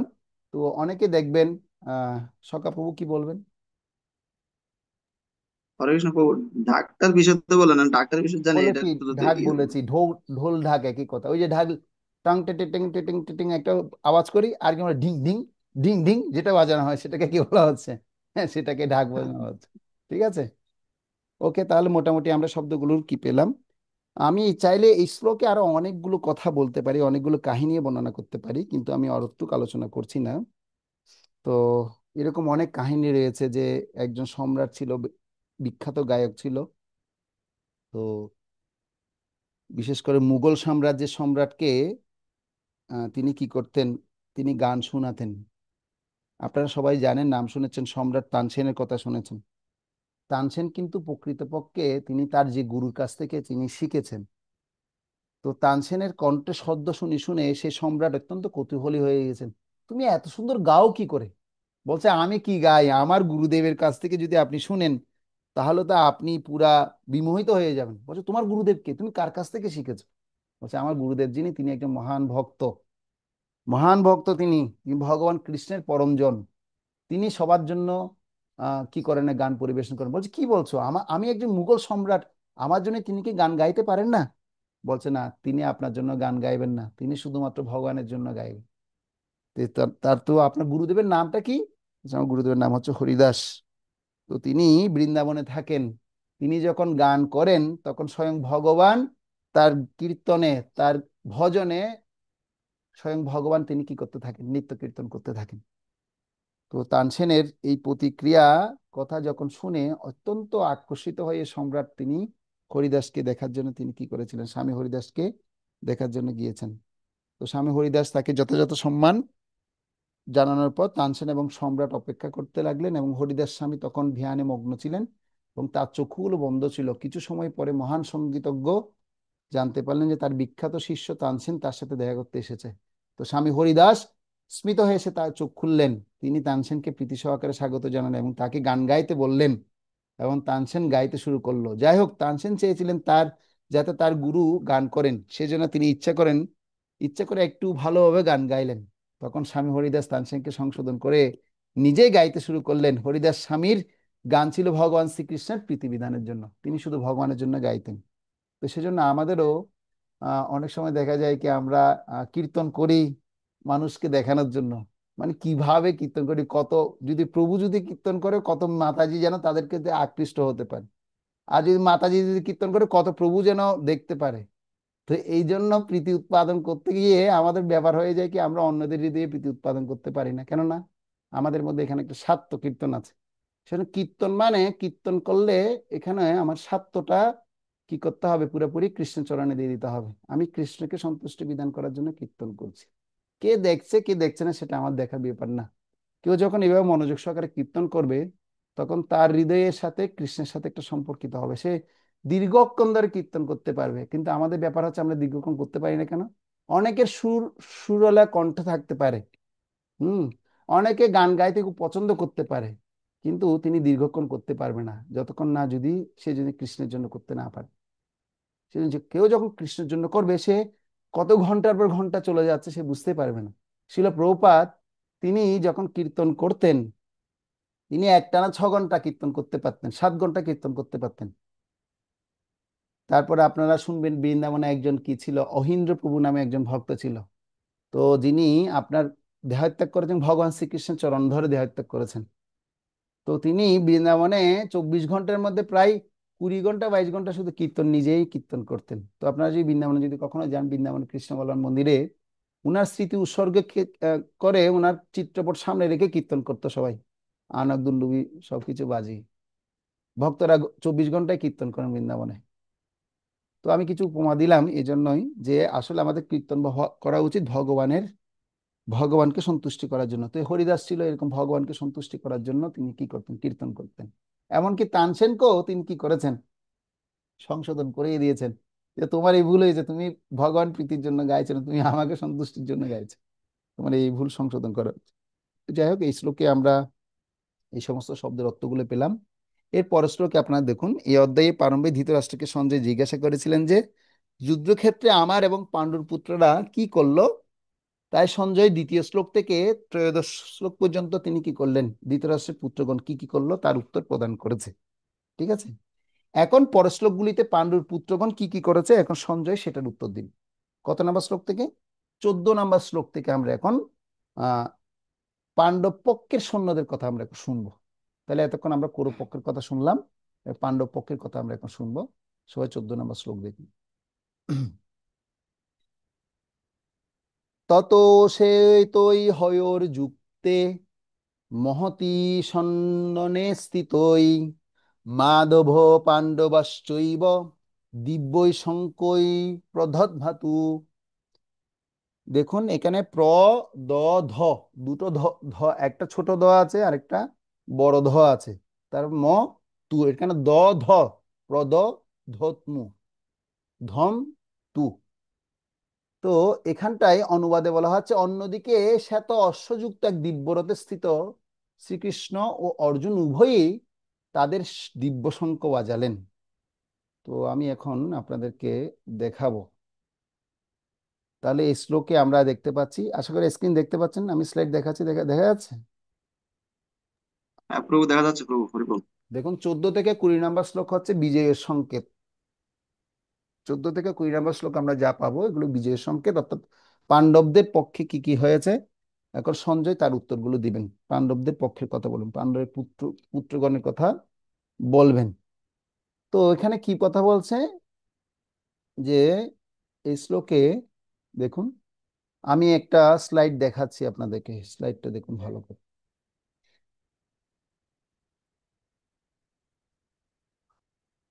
এই যে শ্বেত হর্ষের কথা বলা হচ্ছে, অশ্ব, অন্যদিকে শ্বেত অশ্বযুক্ত এক দিব্য রথ, মানে রথটা অত্যন্ত দিব্য এবং শ্বেত অশ্বযুক্ত। কেন শ্বেত অশ্বযুক্ত? কারণ সাধারণ রথ থেকে সেটা ভিন্ন রথ ছিল, এবং সাধারণ ঘোড়া থেকে এই ঘোড়াগুলো ছিল একটু অতুলনীয় ঘোড়া, এটা কোনো সাধারণ কি ছিল না, ঘোড়া ছিল না। তো বলা হচ্ছে অর্জুনের রথ সম্পর্কে একটা সুন্দর বর্ণনা আছে, সে বর্ণনাটা আগে আমরা শুনি। যজ্ঞের অগ্নিতে ঘৃতাহুতি দেওয়া হয় এবং অগ্নিদেব একবার এই ঘৃত আহার করতে করতে আজীর্ণ রোগগ্রস্ত হয়ে যায়। তাই অগ্নিদেব খান্ডব বন গ্রাস করে জ্বালিয়ে নিজ আজীর্ণ রোগ দূর করতে চেয়েছিলেন। তো আমি এখানে কাহিনীটা এখানে লিখেছি, আপনারা সবাই দেখুন। কৌতুকী নামক এক রাজার মাধ্যমে, ও, স্লাইডটা দেখা যাচ্ছে না প্রভু। আচ্ছা আবার দেখাচ্ছি, এবার দেখুন, আপনারা ভালো মতো শুনুন, এই কাহিনীটা খুব গুরুত্বপূর্ণ, আশা করি দেখতে পাচ্ছেন। কৌতুকী নামক রাজার মাধ্যমে যজ্ঞের অগ্নিতে ঘৃতাহুতি দেওয়া হয়। হাতির সুরের ধারার ন্যায় ঘিয়ের ধারা পড়ছে এবং যজ্ঞতে অগ্নিদেব এই ঘি তো আহার করতে করতে তার একটা রোগ হয়ে গেছে, সে রোগের নাম হচ্ছে অজীর্ণ রোগগ্রস্ত হয়ে হয়ে পড়েন। তাই অগ্নিদেব খান্ডব বন ঘ্রাস করে একটু তাই অগ্নিদেব কি করছেন, তিনি খান্ডব বন ঘ্রাস করে জ্বালিয়ে নিজ অজীর্ণ রোগ দূর করতে চেয়েছিলেন। কারণ খান্ডব বনের বহু জড়িবুটি ছিল, আর এই জড়িবুটি ওষুধটা হচ্ছে অজীর্ণ অজীর্ণ ওষুধের স্বরূপ। তো ইন্দ্রের বন্ধু তক্ষক ছিল ওই বনে, কিন্তু দেবগণ ওই বনের রক্ষক থাকায় অগ্নিদেব এই কার্যে সফল হননি। হুম তিনি যখন খান্ডব বন দহন করতে শুরু করেন, তখন বর্ষার দেবতা ইন্দ্র বৃষ্টির জলে অগ্নি নির্বাপিত করেন দেন। শেষকালে অগ্নিদেব অর্জুনকে অনুরোধ করেন, আমাকে একটু এই বিপদ থেকে রক্ষা করবে? তুমি যদি একটু আমাকে রক্ষা করো, তোমার দিব্য অস্ত্রের দ্বারা তুমি যদি একটু আমাকে রক্ষা করো, তাহলে আমি আমার এই যে অসুস্থতাটা, এই অজীর্ণ রোগটা থেকে আমি মুক্ত হতে পারবো। কিন্তু এই ইন্দ্র কি করছে, সে কিন্তু এত বৃষ্টি বর্ষণ করছে, আমি তো এখন অগ্নি কি হয়ে যাচ্ছে, নিভে যাচ্ছে। তো সেজন্য অর্জুনকে অনুরোধ করেন তার দিব্য অস্ত্র দিয়ে খান্ডব বনটি জ্বালিয়ে দিতে এবং দহনকালে বৃষ্টি থেকে বনটিকে রক্ষা করতে। তখন অর্জুন অগ্নিদেবকে এই সহযোগিতা করার ফলে অগ্নিদেব তখন তাকে একটি দিব্য রথ কি করেছেন, দেওয়ার প্রতিশ্রুতি দিয়েছেন এবং অর্জুন অগ্নিদেবের কাছে একটি দিব্য রথ প্রার্থনা করেন। তিনি অগ্নিদেবের অভিপ্রেত কার্য সম্পাদন করতে পারেন এবং তখন কি হয়, আহ অভিপ্রেত কার্য সম্পাদন করতে পারেন। তখন অগ্নিদেবের প্রার্থনায় বরুণ দেব অর্জুনকে একটি রমণীয় রথ প্রদান করেছিলেন। আর সেই রথের নাম হচ্ছে কি রথ আমরা এখন পড়লাম, সেই রথটা হচ্ছে এত দিব্য। সে দিব্যরথ তিনি প্রাপ্ত হয়েছিলেন কার কৃপায়? অগ্নিদেবের কৃপায়। আর বরুণ দেবে সে কি করেছে, সেই অর্জুনকে সে রথ প্রদান করেছে। এই রথ স্বর্ণ অলঙ্কারে সজ্জিত এবং এর উপরিভাগে এক বৃহৎ কলেবর হনুমান চিহ্নিত পতাকা বা ধ্বজা ছিল। এই জন্য এই রথের আরেকটি নাম হচ্ছে কপিধ্বজ। এই জন্য কপিধ্বজ রথ বলেও একে বলা হয়। তো আপনাদেরকে আমি শুনিয়েছিলাম এর আগে ক্লাসে হয়তো, ভগবদ গীতার শেষ শ্লোকে বলা হচ্ছে যে যত্রা যোগেশ্বর কৃষ্ণ যত্র পাত্র ধনুর্ধর যত্র শ্রী আহ, যত্র শ্রী কি এরপরের শব্দ, ধ্রুবার স্মৃতি মতির মম।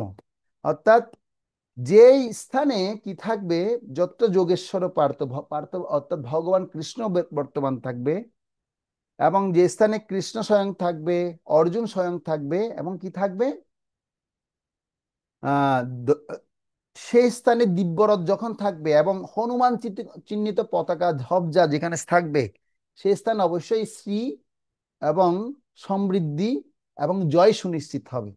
তো এই যেহেতু এই রথটা কপিধ্বজ অর্থাৎ হনুমান চিহ্নিত পতাকা দ্বারা কি ছিল, সুসজ্জিত ছিল। হনুমান হচ্ছে বিজয়ের কি বলা হচ্ছে তাকে, সিম্বল বা প্রতীক বলা হচ্ছে। সেজন্য হনুমান কি রিপ্রেজেন্ট করে, আমাদেরকে বিজয়ের চিহ্ন রিপ্রেজেন্ট করে। তো আপনারা দেখবেন বর্তমান সময়ে বিভিন্ন রকমের রাজনৈতিক দলরা হনুমান চিহ্নিত পতাকা কি করেন, তারা ওড়ান, যে মানে আমরা বিজয় লাভ করেছি, বিজয় লাভ করব, এই ধরনের। এই জন্য কুপিতজ্জ রথ বলা হয়। এই রথের ধ্বনি শুনলে শত্রুকুল হতচেতন হয়ে পড়েন এবং ওই রথ সর্বপ্রকার যুদ্ধোপকরণ এবং সমন্বিত বিশ্বকর্মা নির্মিত সর্বরথে রত্নে সুশোভিত, ত্রিভুবন জয়কারী, মহাজ্যোতির্ময় এবং দেব ও দানবের অজেয় 9টি বল বলদ বাহিত শকটে, শকট মানে কি ঘোড়া, বুঝতে পারলেন? কয়টা ঘোড়া? 9টা বলদ বাহিত শকটে যত অস্ত্র শস্ত্র বহন করা যায়, এই রথটিতে ততটাই বহন করা যেত। সেই রথের ধবজাটি 8 মাইল দূর থেকেও দেখা যেত, কিন্তু তা সত্ত্বেও এটা রথের ভার স্বরূপ ছিল না, বা কোথাও থেমে যেত না, কিংবা বৃক্ষে ইত্যাদিতে আটকে যেত না। এই হচ্ছে দিব্যরথ। ঠিক আছে, আপনারা দেখতে পাচ্ছেন। তাহলে এই দিব্যরথ সম্পর্কে আমরা যতটুকু শুনতে পেয়েছি তার একটা হিন্টস আমরা পাই। এটা অগ্নিদেবের প্রদত্ত রথ, সুবর্ণ অলঙ্কারে সুশোভিত, সর্বরত্নে সুশোভিত।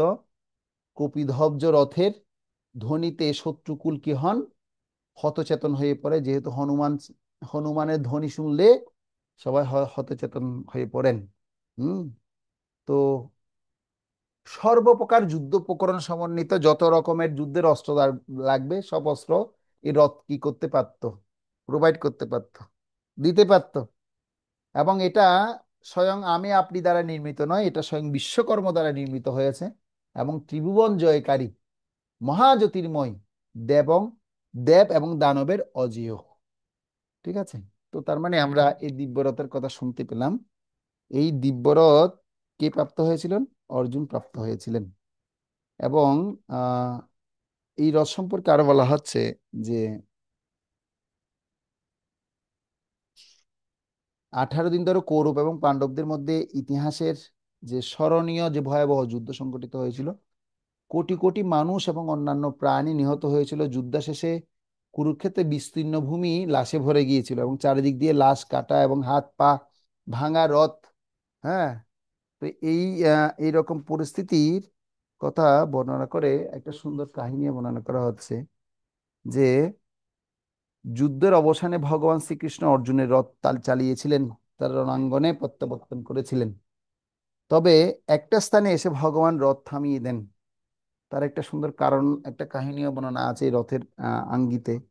তো সেই কাহিনী হচ্ছে কি, একটা চড়ুই পাখি কি হয়েছিল যুদ্ধের আগে আগে তিনি কি করেছিলেন, তিনি ভগবানের কাছে প্রার্থনা করছে, হে ভগবান, এখন তো যুদ্ধ শুরু হলে তো আমরা তো আমাদের জীবন বিপন্ন হয়ে যাবে, আমরা মারা যাব।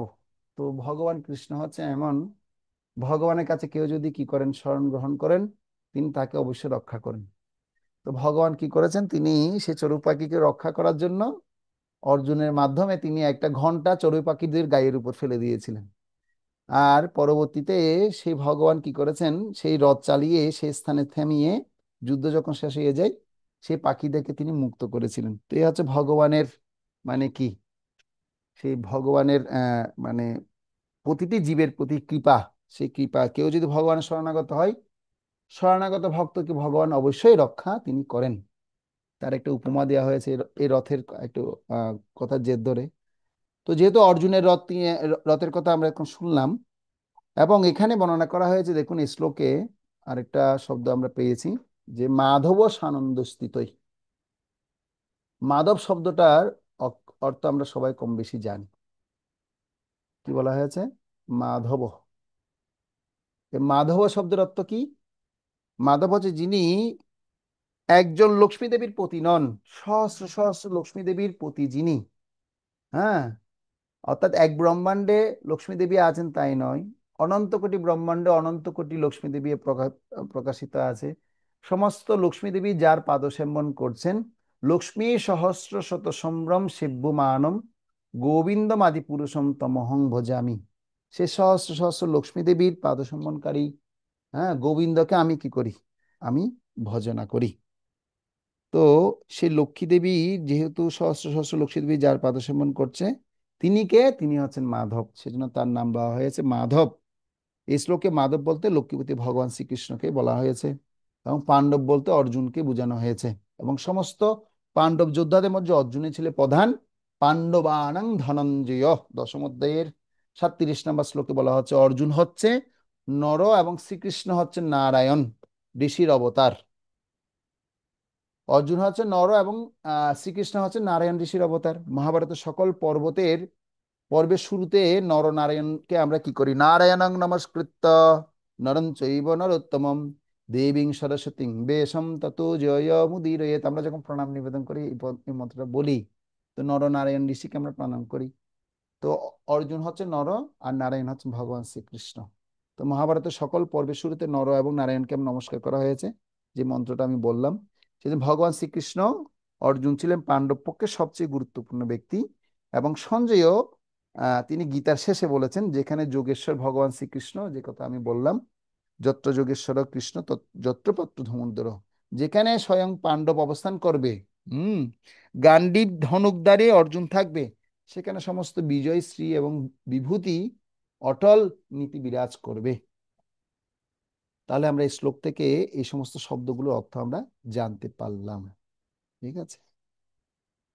এবার আমরা পর শ্লোকে যাব, যেখানে ভগবান কি শঙ্খ বাজাচ্ছেন, আর অর্জুন কি শঙ্খ বাজাচ্ছেন, সেটা আমরা এখন শুনবো। 15 নম্বর শ্লোক সবাই দেখুন। 15 নম্বর শ্লোক।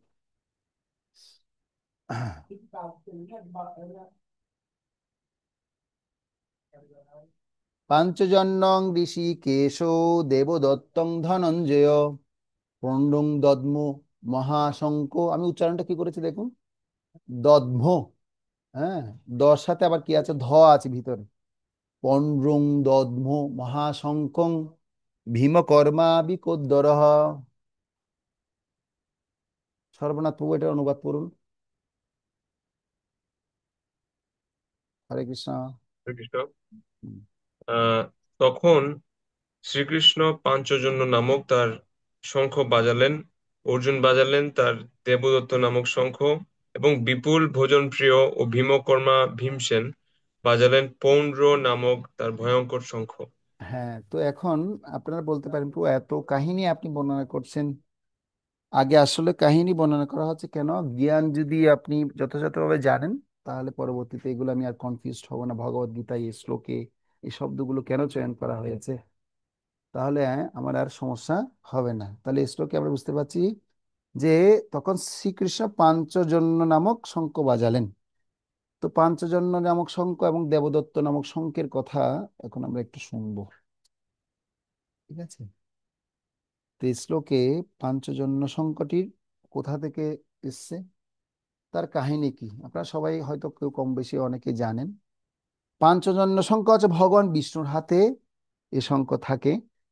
আধ্যাত্মিক জগতে সকল উপকরণগুলি চিন্ময় শরীরে রয়েছে। হুম, যে আধ্যাত্মিক জগতে আমরা যে সকল উপকরণ পাই, সমস্ত উপকরণগুলো অর্থাৎ ভগবানের শরীরেই রয়েছেন সবকিছু।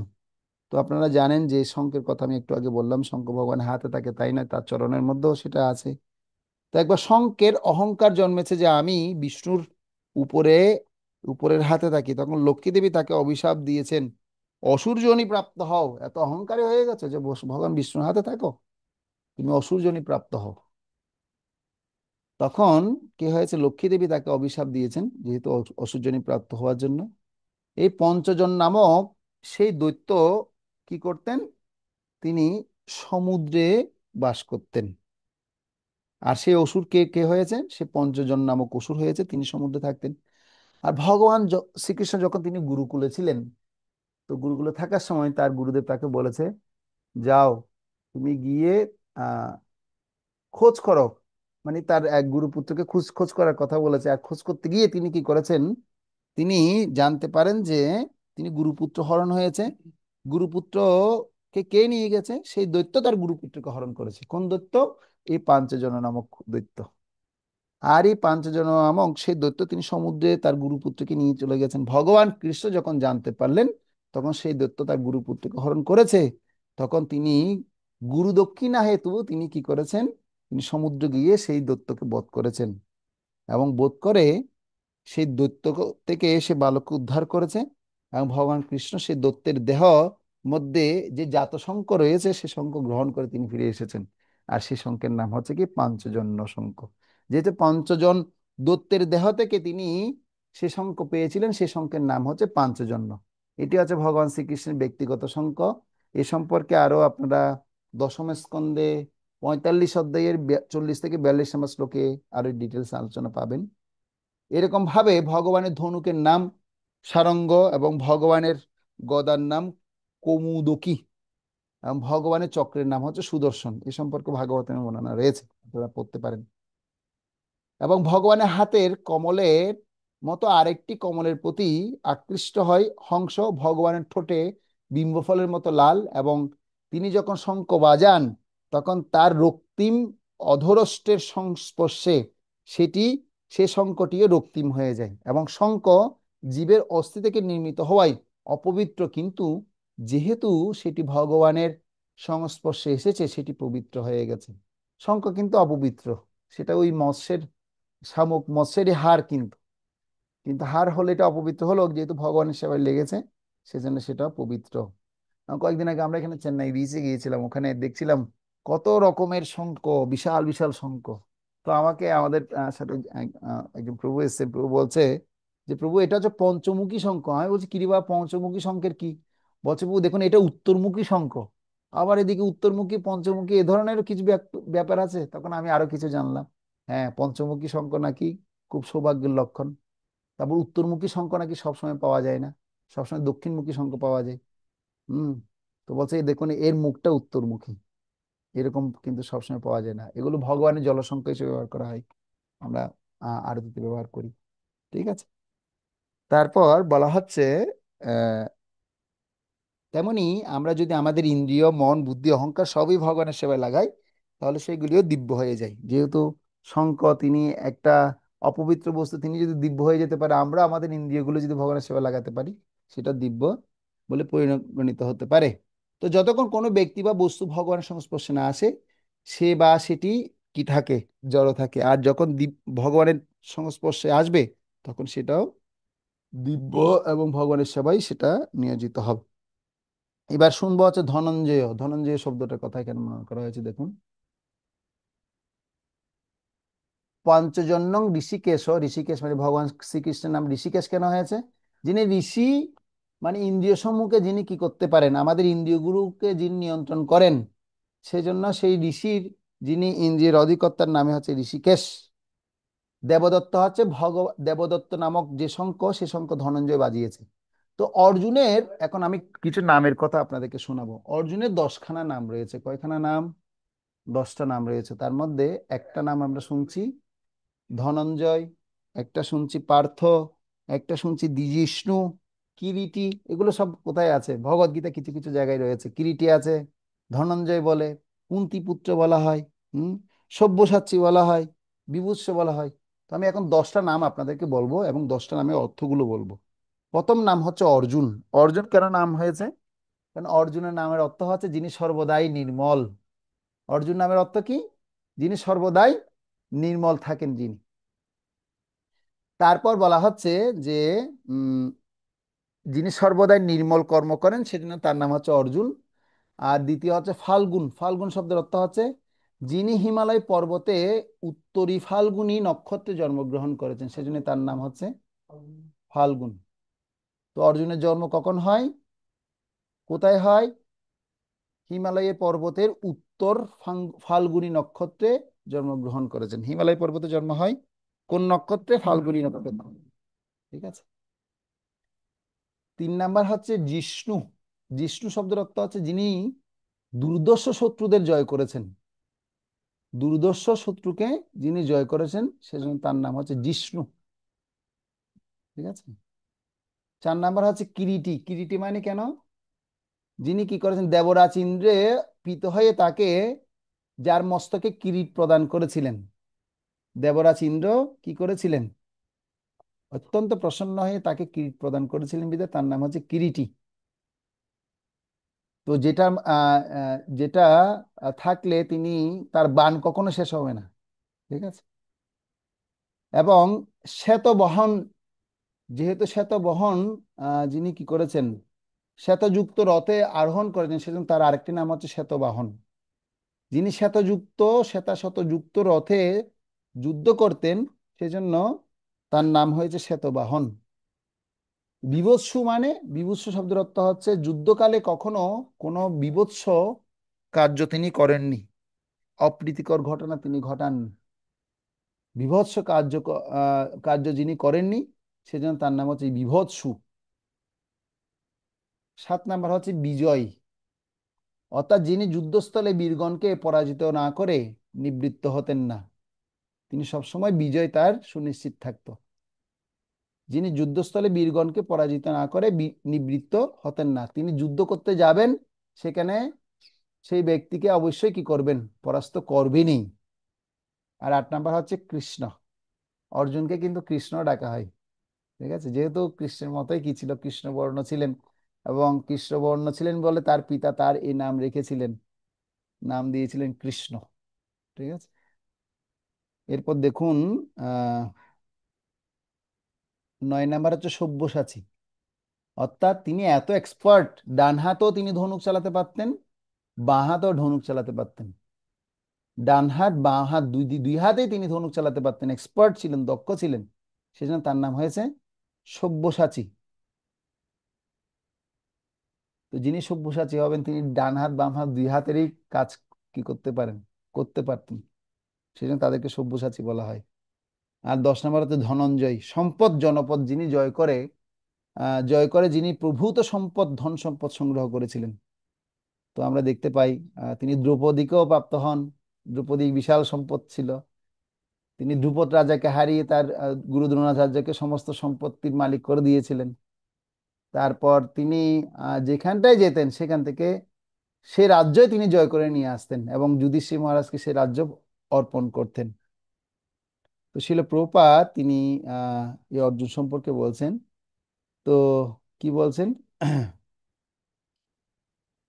তো বলছেন যে আসলে আমিও কি ছিলাম, যেহেতু কৃষ্ণ ভাবনামৃত যখন আমি প্রচার করছিলাম, আমি মাত্র 40 টাকা দিয়ে আমি কৃষ্ণ ভাবনামৃত কি করেছি, শুরু করেছি। কিন্তু অর্জুন ভগবান কৃষ্ণের কৃপায়, হ্যাঁ, আমি এই সোসাইটি যখন তৈরি করি ভগবানের সেবার জন্য নিমিত্ত করে, তো আমিও কি হয়েছি ধনঞ্জয়ের মতো এরকম সম্পদ লাভ করেছিলাম। প্রভুপাদ বলছেন যে ব্যক্তি ধন উপার্জন করে কৃষ্ণ সেবায় লাগায় তাকে ধনঞ্জয় বলা হয়। হ্যাঁ, আর যে নিজের সেবায় লাগায় তাকে বলা হয় ধনী। ছিল প্রভুপাদ তিনি সম্পূর্ণ কর্পদেহীন অবস্থায় পাশ্চাত্যে গিয়েছিলেন, কিন্তু তিনি সেখানে প্রভূত ধন সংগ্রহ করেছিলেন এবং সবগুলো কৃষ্ণ সেবায় লাগিয়েছিলেন, সেজন্য ছিল প্রভুপাদকেও ধনঞ্জয় বলা হয়। বুঝে গেল? সে ছিল প্রভুপাদ শাস্ত্র দ্বারা তিনি ধন সংগ্রহ করেছিলেন, তাই নীতি হচ্ছে শ্রীকৃষ্ণের জন্য ঐশ্বর্য আর নিজের জন্য বৈরাগ্য। আমাদের অর্থ আমরা সংগ্রহ করব কার জন্য? কৃষ্ণের জন্য, আর নিজের জন্য আমরা বৈরাগ্য স্থাপন করব। অভিমন্যু লিখতে পেরেছেন 10টায় না বাদ পড়েছে? 6 নাম্বারটা 6 নম্বর হচ্ছে বিভৎসু। বিভৎস মানে যুদ্ধকালে কখনো তিনি কি হন না, কোনো বিভৎস কার্য তিনি কখনো করেননি। আমি আবার বলছি, আপনারা একবার মিলিয়ে নিন কেমন। 1 নাম্বার হচ্ছে অর্জুন, যিনি সর্বদাই নির্মল কর্ম করেন। 2 নাম্বার হচ্ছে ফাল্গুন, যিনি হিমালয় পর্বতের উত্তর ফাল্গুনী নক্ষত্রে জন্মগ্রহণ করেছেন। 3 নাম্বার হচ্ছে জিষ্ণু, যিনি দুর্দশ শত্রুকে জয় করেছেন। 4 নাম্বার হচ্ছে কিরিটি, যিনি ইন্দ্র অর্থাৎ দেবরাজ ইন্দ্রপ্রীত হয়ে তাকে কিরিটি মস্তক মস্তক কিরিট প্রদান করেছিলেন। 5 নাম্বার হচ্ছে শ্বেতবাহন, যিনি শ্বেত অশ্বযুক্ত রথে যুদ্ধ করতেন। এবং 6 নাম্বার হচ্ছে আপনার বিভৎসু, যিনি যুদ্ধকালে কখনো কি হতেন না, কখনো বিভৎস কার্য তিনি করতেন না, করেননি। এবং 7 নাম্বার হচ্ছে বিজয়, যিনি যুদ্ধস্থলে বীরগণকে পরাজয় না করে নিবৃত্ত হতেন না। 8 নাম্বার হচ্ছে কৃষ্ণ, অর্থাৎ কৃষ্ণবর্ণ ছিলেন বলে তার পিতা তার নাম দিয়েছিলেন কৃষ্ণ, অর্থাৎ পাণ্ডু রাজা তার নাম দিয়েছে কৃষ্ণ। আর সব্যসাচী, যিনি ডান হাত বাম হাত দুই হাতেই তিনি কি করতে পারতেন, যুদ্ধ করতে পারতেন, চালনায় সুদক্ষ ছিলেন। হ্যাঁ, এবং 10 নাম্বার হচ্ছে ধনঞ্জয়, অর্থাৎ সমস্ত জনপদ জয় তিনি করেছিলেন, সম্পত্তি তিনি জয় করতে পারতেন, সেজন্য তার নাম হয়েছে ধনঞ্জয়। তো আমরা তাহলে এর কথা শুনলাম। এবার দেখুন এই শ্লোকে আমরা পাচ্ছি যে ধনঞ্জয়ের কথা শুনলাম, প্রণ্ডুম দদ্ম মহাশঙ্ক ভীমা কর্মা বিকোদ্দর। তো অর্জুনের পরিচিতি সম্পর্কে আমরা সবাই কম বেশি জানি, জানি না তাই না, আমি এর আগে একবার সংক্ষিপ্ত পরিচয় আপনাদেরকে দিয়েছি। তো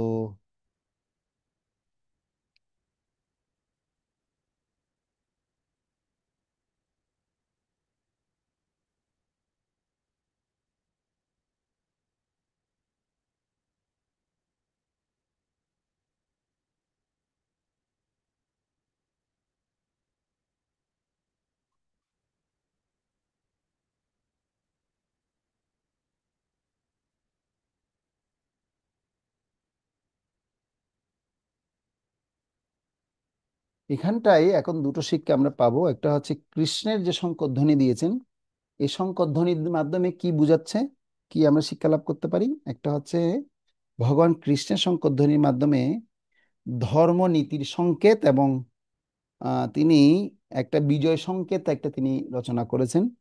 এবং অর্জুনের শঙ্করধ্বনির মাধ্যমে বিজয় প্রাপ্তির সংকেত, এবং ভীমের শঙ্করধ্বনির মাধ্যমে শত্রুদের ভয়ের প্রাপ্তির সংকেত তিনি প্রদান করেছেন।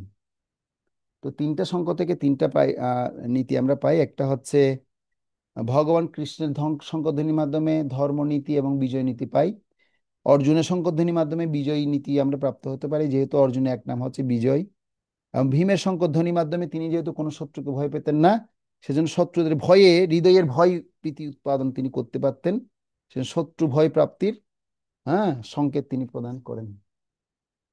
তো আমরা অর্জুনের কথা আমরা শুনেছি, যেহেতু অর্জুন তিনি তৃতীয় পাণ্ডব ছিলেন। পাণ্ডুর ক্ষেত্রে কুন্তী দেবীর গর্ভে ইন্দ্রের ঔরসে তিনি জন্মগ্রহণ করেছিলেন। কৃপাচার্য এবং দ্রোণাচার্যের কাছ থেকে তিনি অস্ত্র শিক্ষা লাভ করেছিলেন। অর্জুনের নেই ধনুর্বিদ্যায় কেউ পারদর্শী ছিল না, এবং পাণ্ডবদের মধ্য থেকে তিনি সর্বাপেক্ষা মহান মহা মহামনা এবং ন্যায়বান এবং মিষ্টভাষী তিনি ছিলেন। তিনি কখনো কঠোর ভাষা কাউকে প্রদান করতেন না। তো এই হচ্ছে অর্জুনের আরো অনেক কাহিনী রয়েছে, যেগুলো আপনারা মহাভারতে দেখেছেন এবং শুনেছেন মহাভারতে। তো ভগবান কৃষ্ণের কথা আমরা সবাই জানি, যেহেতু সবাই কৃষ্ণের ভক্তি অনুশীলন করছি। ভগবান কৃষ্ণের আগামীকাল হচ্ছে ভগবান শ্রীকৃষ্ণের জন্মাষ্টমী মহোৎসব। জন্ম কর্ম চমে দিব্যম এবং যো বেতি তত্ত্বত তেক্তা দেহম পুনর্জন্ম নৈতি মামেতি সোহর্জুন। ভগবানের এই জগতে আবির্ভাব এবং তার দিব্য জন্ম কর্মের কথা যদি কেউ তত্ত্ব জানে, তাহলে তাকে আর পুনরায় এই জড়জগতে জন্মগ্রহণ করতে হয় না। সেজন্য ভগবান শ্রীকৃষ্ণের লীলা কথা আমরা সবাই কম বেশি শুনেছি এবং জানি। তো আমি সে সম্পর্কে আরো তো বেশি ডিটেলস বলছি না, যেহেতু ভগবান শ্রীকৃষ্ণ তিনি আহ তাকে বলা হয় লীলা পুরুষোত্তম। ভগবান কৃষ্ণকে কি বলা হয়? লীলা পুরুষোত্তম ভগবান। শ্রীরামকে বলা হয় মর্যাদা পুরুষোত্তম ভগবান। তো কৃষ্ণেরও যতক লীলা, তার মধ্যে নরলীলা। নরলীলা, যে কৃষ্ণের যত লীলা রয়েছে তার মধ্যে কোন লীলা শ্রেষ্ঠ? এই নরলীলা। অর্থাৎ তিনি নরলীলা করার জন্য তিনি দাপরে এই যুগে আবির্ভূত হয়েছেন। ভগবান কৃষ্ণ কখন আবির্ভূত হন? আমরা জানি ব্রহ্মার একদিনে। ব্রহ্মার একদিনে 14 জন মনু শাসন করেন। তার তার মধ্যে সপ্তম মনু যখন শাসন করেন, তার শাসনকালীন সময়ে যখন অষ্টবিংশতি অর্থাৎ 28তম চতুর্যুগ যখন হয়, সেই চতুর্যুগে ভগবান শ্রীকৃষ্ণ স্বয়ং গোলক বৃন্দাবন ধাম থেকে তিনি এই জগতে প্রকটিত হন। সেজন্য তিনি তার এই নরলীলা এখানে তিনি প্রকাশ করে তিনি এই জগতের সবাইকে তিনি তার নরলীলা যে শ্রেষ্ঠ লীলা স্বরূপ সেটা তিনি প্রকাশ করেছেন। এবং গোলক ধামের যে শিক্ষা, যে প্রকৃতপক্ষে তিনি কি রসে থাকেন, সে রসের কিঞ্চিত মাত্র রস তিনি এখানে প্রদান করে গেছেন, যেটা আমরা বিভিন্ন তীর্থস্থানে গেলে দেখতে পাই। বৃন্দাবনে গেলে সেই বৃন্দাবনে কৃষ্ণের রসে রসসিক্ত সে রাধারানীর প্রেম মহিমার কথা আমরা সেখানে গেলে জানতে পাবো। তো সেই জন্য শিল প্রভুপাদ তিনি একটা সুন্দর ভাগবতম রচনা করার আগে, ভাগবতম দশম স্কন্ধ পুরোটা লেখার আগে তিনি একটা বই লিখেছেন। সে বইটা হচ্ছে লীলা পুরুষোত্তম শ্রীকৃষ্ণ। আপনারা সেই লীলা পুরুষোত্তম শ্রীকৃষ্ণে আপনারা 92খানা কি আছে ওখানে আপনার ভগবান কৃষ্ণের লীলা আছে। তো সেই লীলাগুলো আপনারা পড়লে কৃষ্ণকে আরো অনুভব করতে পারবেন। আমরা যখন নিউ ডিভোটি ট্রেনিং কোর্স করছিলাম তখন আমরা পড়তাম, প্রতিদিনই পড়তাম। কিন্তু আমাদের কিছু কিছু ভক্ত আছে লীলাপুরুষোত্তম শ্রীকৃষ্ণ গ্রন্থটা প্রতিদিনই পড়ে। একজন ভক্ত আছেন, তিনি এবার বলছে আমার দ্বাদশতম এবার পড়া হচ্ছে, তিনি লিখে রাখেন বইতে দ্বাদশতম অধ্যয়ন। তো আপনারা সবাই কি ভগবান শ্রীকৃষ্ণের এই অমৃতময় কাহিনী লীলাপুরুষোত্তম শ্রীকৃষ্ণ গ্রন্থ শেষ করেছেন সবাই? কারা কারা করেছেন হাত তুলুন দেখি, এবার হাত তুলুন। অনেকেই করেনি, অনেকে বইটা ছুঁয়েও দেখিনি মনে হয়। পড়বেন, এটা জস হ্যারিসন তিনি কি করেছিলেন, এটাই তিনি প্রথম প্রকাশনার দায়িত্ব নিয়েছিলেন। ফ্রম আপেলস থেকে তিনি কি করেছেন সেটা প্রকাশনা করেছেন। তো যারা পড়েছেন শুধু একবার পড়ে থাকলে হবে না, এটা প্রতিদিন হচ্ছে আমাদের পড়ত। ঘুমানোর আগে আপনি পড়বেন, দেখুন ঘুমের মধ্যে কৃষ্ণকে স্মরণ করবেন। এটা খুব সুন্দর একটা মানে খুব রসময় একটা গ্রন্থ, লীলা পুরুষোত্তম শ্রীকৃষ্ণ। তো ধন্যবাদ যারা পড়েছেন, যারা পড়েননি তাদেরকে পড়ার অনুরোধ রইল। তো কৃষ্ণের কথা আপনারা সেখান থেকে শুনবেন। কৃষ্ণ ভগবান কৃষ্ণ আগামীকাল কততম তার আবির্ভাব তিথি বলুন, কে বলতে পারবেন? সন্তুষ্ট বলুন দেখি, কততম আবির্ভাব তিথি বলুন। বলবো হরে কৃষ্ণ। সন্তুষ্ট সেবক প্রভু না, সন্তুষ্ট প্রভু হাত তুলেছে আগে, হ্যাঁ বলুন। হরে কৃষ্ণ 5152। 52। জি। সেবক কৃষ্ণপ্রভু বলুন। বলুন প্রভু। বাউন্ন একটা। কই সেবক প্রভু বলছে না কেন? প্রভু হরে কৃষ্ণ। একান্ন। প্রভু 5252। ঠিক আছে, তাহলে সবার কথা মিলে গেছে। 5252তম আবির্ভাব ভগবান আগামীকালকে অনুষ্ঠিত হবে আবির্ভাব অনুষ্ঠান। সবাইকে আমাদের মন্দিরে আসার জন্য নিমন্ত্রণ রইল। ঠিক আছে, আসবেন সবাই, অভিষেক করিয়ে যাবেন। অথবা আসতে না পারলে নিজ নিজ স্থানে আপনারা যে যে পার্শ্ববর্তী মন্দিরে যাবেন, গিয়ে আপনারা ভগবানকে অভিষেক করাবেন। সারাদিন আপনারা ফাস্টিং থাকবেন, নির্জল উপবাস থাকবেন। পারবেন সবাই? নির্জলা। যারা পারবেন না তারা সজলা। একদম না পারলে সুফলা। আর শস্য শ্যামলাতে যাবেন না, হ্যাঁ। সবাইকে নিমন্ত্রণ রইল। ভগবান কালকে সারাদিন আপনারা ভগবানের লীলা পড়বেন, ভগবান সম্পর্কে জানবেন, ভগবানের গুণনাম কীর্তনে আমরা অংশগ্রহণ করব। আমরা সবসময় ভগবানের চিন্তায় থাকবো। আগামীকালটা আমাদের ওইরকম ভাবে আমরা কাটানোর চেষ্টা করব। তো কৃষ্ণের কথা তাহলে আপনারা পড়বেন লীলাপুরুষ শ্রীকৃষ্ণ গ্রন্থে, আর বলছি না কৃষ্ণের কথা। তো এই বলে আমরা মোটামুটি এই শ্লোকের আমরা কয়েকটা কাহিনী কথা শুনলাম। এরপর আপনার 16 থেকে 18 নম্বর তিনখানা শ্লোক রয়েছে, যেখানে পাণ্ডবদের পক্ষে অন্যান্য বীর যোদ্ধাগণের কথা বলা হবে এবং নিজে নিজে শঙ্খ তারা বাজিয়েছেন। কারা কারা আছে এবার আমরা একটু দেখব। 16 থেকে 18।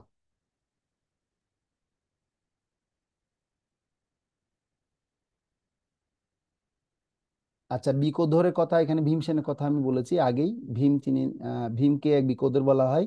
কেন বিকোধর বলা হয়েছে? সরি, তার উদরের মধ্যে কি আছে, এরকম একটা বিকোদর বায়ু তার মধ্যে অবস্থান করতেন।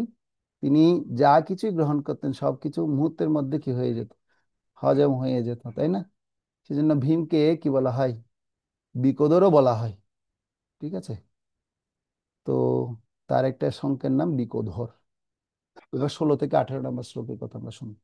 অনন্ত বিজয়ং রাজা কুন্তি পুত্র যুধিষ্ঠির নকুল সহদেবশ্চ সুঘোষ মণি পুষ্পকৈ কাশশ্চ পরমেশা শিখণ্ডিশ্চ মহারথः দৃষ্টদদ্মু বিরাটশ্চ সত্যকিশ্চ পরাজিতা দ্রৌপদো দ্রৌপদেয়াশ্চ সর্বস্ব পৃথিবীপতে সুভদ্রশ্চ মহাবাহু শঙ্কং দদ্মু পিতক পিতক। শ্রাবক শ্রেষ্ঠ প্রভু, এটার অনুবাদ পড়ুন। হরে কৃষ্ণ। হরে কৃষ্ণ। অনুবাদ। কুন্তিপুত্র মহারাজ যুধিষ্ঠির অনন্ত বিজয় নামক শঙ্খ বাজালেন এবং নকুল ও সহদেব বাজালেন সুঘোষ ও মণিপুষ্পক নামক শঙ্খ। হে মহারাজ, তখন মহান ধনুর্ধর কাশীরাজ, প্রবল যোদ্ধা শিখণ্ডী, ধৃষ্টদ্যুম্ন, বিরাট, অপরাজিত সাত্যকী, দ্রৌপদ, দ্রৌপদীর পুত্রগণ, সুভদ্রার মহাবলবান পুত্র এবং অন্য সকলে তাদের নিজ নিজ পৃথক শঙ্খ বাজালেন। তাহলে আমরা এখানে অনেকগুলো চরিত্রের কথা আমরা শুনতে পেয়েছি, অনেকগুলো চরিত্রের কথা আমরা এখন জানলাম, এবং তারা কারা কারা ছিলেন সে কথা বর্ণনা করা হয়েছে। প্রথম হচ্ছে কুন্তী দেবীর কথা বর্ণনা করা হয়েছে। কুন্তীকে, কুন্তী পুত্র যুধিষ্ঠির। তো কুন্তী দেবীকে, কুন্তী দেবীর কথা আমরা শুনেছি যে তিনি হচ্ছে পঞ্চ পাণ্ডবদের জননী মা, যদুবংশের রাজা সুরসেনের কন্যা, ভগবান শ্রীকৃষ্ণের পিতা বসুদেবের ভগ্নী। হুম, তার প্রকৃত নাম হচ্ছে পৃথা। যেহেতু রাজা সুর তার পিতা পৃথ্বীশ্বর পুত্র নিঃসন্তান কুন্তিভোজকে এই কন্যা দান করেছেন। হুম, সেজন্য পালক পিতার নাম অনুসারে তার নাম হয় কুন্তি। একসময় মহর্ষি দুর্বাসা অতিথি রূপে যখন সেই পিতার গৃহে যখন আসে, তখন কুন্তি মহারানী, কুন্তি পুজোর গৃহে যখন আসে, তখন কি করেছেন কুন্তি মহারানী, তাকে কুমারী অবস্থায় এত সেবা শুশ্রূষা করে অক্লান্ত সেবার দ্বারা তাকে সন্তুষ্ট করেছিলেন। আর সে সন্তুষ্ট লাভ করে তিনি তাকে একটা বর প্রদান করেছেন। কি হবে, তুমি এই বরে তুমি দেবপুত্র প্রাপ্ত হবে। তুমি যখনই দেবতার কামনা করবে, সে দেবতার কাছ থেকে, যে দেবতার কাছ থেকে কামনা করবে, সে দেবতার কাছ থেকে তুমি অবশ্যই একটা পুত্র লাভ করবে। এবং এই মন্ত্রের প্রভাবে কুন্তী দেবী যে দেবতাকে স্মরণ করেন, সেই দেবতা তার সমীপস্থ হবে এবং তাকে, তার প্রসাদে তাকে কুন্তী দেবীর পুত্র লাভ হবে। এভাবে কুমারী অবস্থায় তিনি একটা পুত্র লাভ করেছিলেন সূর্যদেবের কাছ থেকে, তার নাম ছিল কর্ণ, সেটা আমরা সবাই জানি। পরবর্তীতে কুন্তী দেবী রাজা কুন্তী বোস তার পালিত কন্যাকে বিবাহ দেন কার কাছে? সে পাণ্ডুর কাছে। এবং পাণ্ডুর কাহিনী আমরা সবাই শুনি। পাণ্ডুরাজের গলে মাল্যদান করেন এবং মদ্ররাজ শল্যের বোন মাদ্রিকেও পাণ্ডুকে বিয়ে করেন। ঠিক আছে। শল পাণ্ডুর দুই স্ত্রীর মধ্যে এক হচ্ছে মাদ্রি আর এক হচ্ছে কুন্তী। তো মাদ্রি হচ্ছে কার বোন? মদ্ররাজ শল্যের বোন। তো অতঃপর পাণ্ডু দুই স্ত্রীর সাথে বনে গমন করে মিগে গিয়েছিলেন, এবং যেহেতু সে অভিশাপ প্রাপ্ত হয়েছিলেন, পরবর্তীতে পাণ্ডু ওখানে দেহত্যাগ করেছিলেন। দেহত্যাগ করার পূর্বে পাণ্ডু কুন্তী মহারানীর কাছ থেকে 5টা সন্তান কামনা করেছিলেন।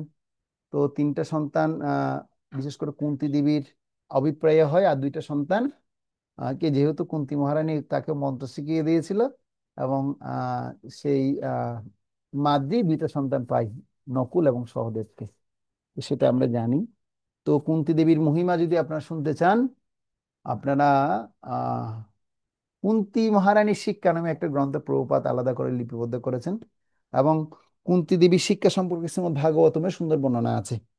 কুন্তী দেবী একটা বিখ্যাত শ্লোক হচ্ছে, যখন আমি বিপদের মধ্যে থাকি বিপদ সন্তুষ্ট, মানে আমি যখন বিপদের মধ্যে থাকি প্রভু, তখনই আমি তোমাকে প্রাপ্ত হয়েছি, তখনই তোমাকে আমি পাই। কিন্তু এখন আমি অত্যন্ত সুখের মধ্যে রয়ে গেছি, এখন সুখ সুখ সুখ পাচ্ছি, কিন্তু তুমি আমার কাছ থেকে চলে যাচ্ছ। না না, আমার এই সুখের দরকার নেই, আমার এই রাজ্যের দরকার নেই, আমি তোমাকে দরকার। আমি অত্যন্ত বিপদেই আমি কামনা করি। কিন্তু আমাদের ক্ষেত্রে কি হয়? আমরা বিপদে বললে কৃষ্ণকে স্মরণ করি, কিন্তু সুখ পেলে কৃষ্ণকে ভুলে যাই। আর তিনি তার বিপরীত। কুন্তী মহারানী একটা বিশাল শিক্ষা বলছে, আমি আমার পক্ষে, আমরা যখন খেতে পারিনি, আমাদের যখন মেরে ফেলছিল, হ্যাঁ, আমরা সব সময় তুমি আমাদেরকে এসে রক্ষা করেছো। আর এখন এত রাজ্য পাওয়ার পর তুমি দেখি চলে যাচ্ছ, এই রাজ্য আমার তার দরকার নেই প্রভু। না না, তুমি এগুলো কি করো, এগুলো নিয়ে যাও, আমার দরকার নেই এগুলো। আমি তোমাকেই চাই, তোমাকে চাই প্রভু, তোমাকে চাই।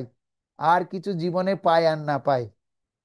আমরা তো গান কি গাই, আমরা উল্টো করে গাই, তোমাকে চাই প্রভু, তোমাকে চাই। কাকে চাই? কৃষ্ণকে চাই। আর কিছু জীবনে পাই আর না পাই, আর পান না পান, কিন্তু কৃষ্ণকে লাগবেই। ঠিক আছে। আরগুলো সব অনিত্য বস্তু, কিছু ক্ষণকাল থাকবে, তারপর শেষ, শেষ হয়ে যায়, তাই না? তো কুন্তী মহারানী এরকম ছিলেন, তিনি কত পরিশ্রম করেছেন। তারপর এখানে নকুলের কথা বলা হচ্ছে। নকুল হচ্ছে চতুর্থ পাণ্ডব, যিনি মাদ্রির প্রথম পুত্র, অর্থাৎ জ্যৈষ্ঠ পুত্র। তো মৃগয়ায় সময় তিনি কি করেছেন, হরিণের রূপধারী কিদম মুনিকে পাণ্ডু বাণে বিদ্ধ করেন, এবং মুনি অভিশাপে পাণ্ডুর কি হয়েছিল, তার পুত্রদান শক্তি নষ্ট হয়ে গিয়েছিল, বিদায়ী তিনি এই কুন্তী মহারানী যে কথা বললাম আপনার, মাদ্রিকে শিখিয়ে দিয়েছিল, এবং সে মাদ্রি প্রথম মন্ত্রের দ্বারা এই নকুলকে প্রাপ্ত হয়।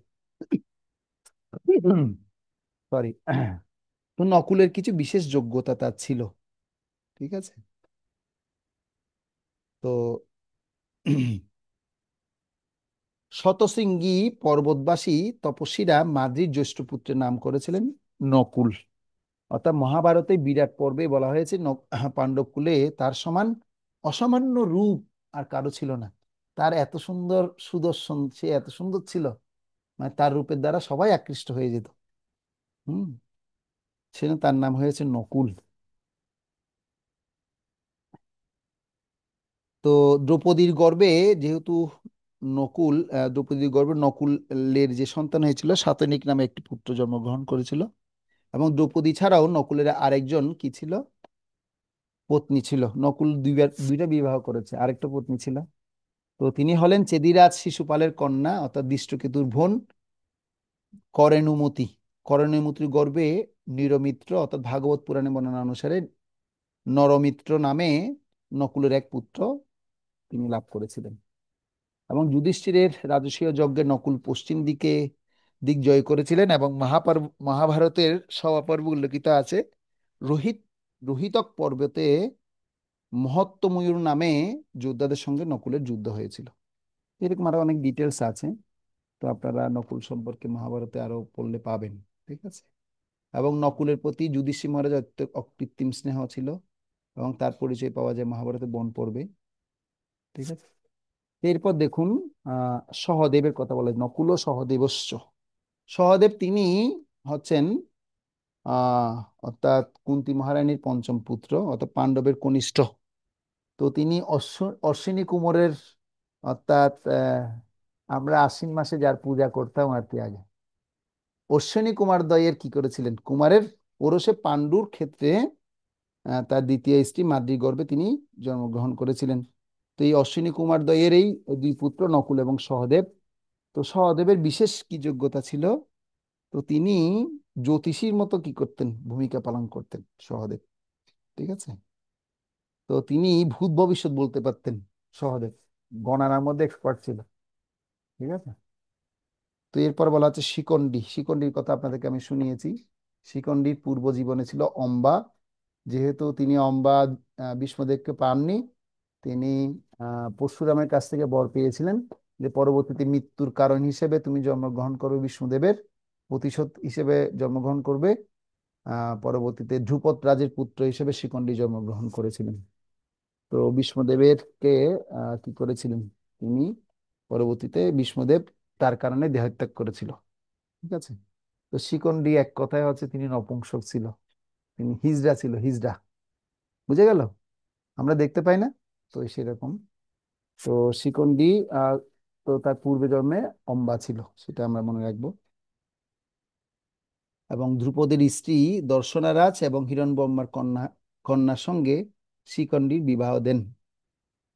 কিন্তু কিছুদিন পর হিরণবর্মার কন্যার কাছ থেকে সমস্ত তথ্য জ্ঞাত হয়ে ধ্রুপদের সাথে যুদ্ধ করতে প্রস্তুত হয়। এই জন্য এই যুদ্ধে পিতামহ দুঃখ ভোগ করেছেন এবং মনে শিখণ্ডী অরণ্যে গিয়ে প্রাণ ত্যাগ করবেন বলে স্থির করেন। সেই অরণ্যে কুবের অনুচর, শুধু একটা বর্ণনা রয়েছে, এই বর্ণনা এখানে করা হয়েছে আর কি। তো শিখণ্ডীর কাছ থেকে সমস্ত ব্যাপার জ্ঞাত হয়ে কিছুকাল তিনি নিজের পুরুষত্ব শিখণ্ডীকে দান করেছিলেন, এবং তিনি দান করে কি হয়ে গেছিলেন, তিনি স্ত্রী হয়ে যান। এবং শিখণ্ডীকে বলে যে তিনি যেন তার পিতাকে হিরণবর্মার বিরুদ্ধে যুদ্ধে সাহায্য করে ফিরে এসে পুরুষত্ব তর্পণ করতে, প্রত্যার্পণ করতে। তো শিখণ্ডী দ্রৌপদীর 5 পুত্রের সঙ্গে জাগরিত হয়ে অশ্বত্থামার প্রতি বাণ বর্ষণ করতে থাকতেন, কিন্তু অশ্বত্থামার খড়গা আঘাতে শিখণ্ডী নিহত হয়েছিল। আসলে অশ্বত্থামা যেহেতু দুর্যোধনের সে দ্রোণাচার্যের যেহেতু পুত্র ছিল, আর পিতার মৃত্যুতে অশ্বত্থামা কি করেছিল, প্রতিজ্ঞাবদ্ধ হয়েছিল যে আমি শিখণ্ডীকে কি করব, শিরশ্ছেদ করব। সেই জন্য তিনি খড়গাঘাতে শিখণ্ডীকে কুরুক্ষেত্রের রণাঙ্গনে কি করেন, বধ করেন। এরপর 19 নম্বর শ্লোক আমরা পড়ব। তো 19 নম্বর শ্লোক দেখুন।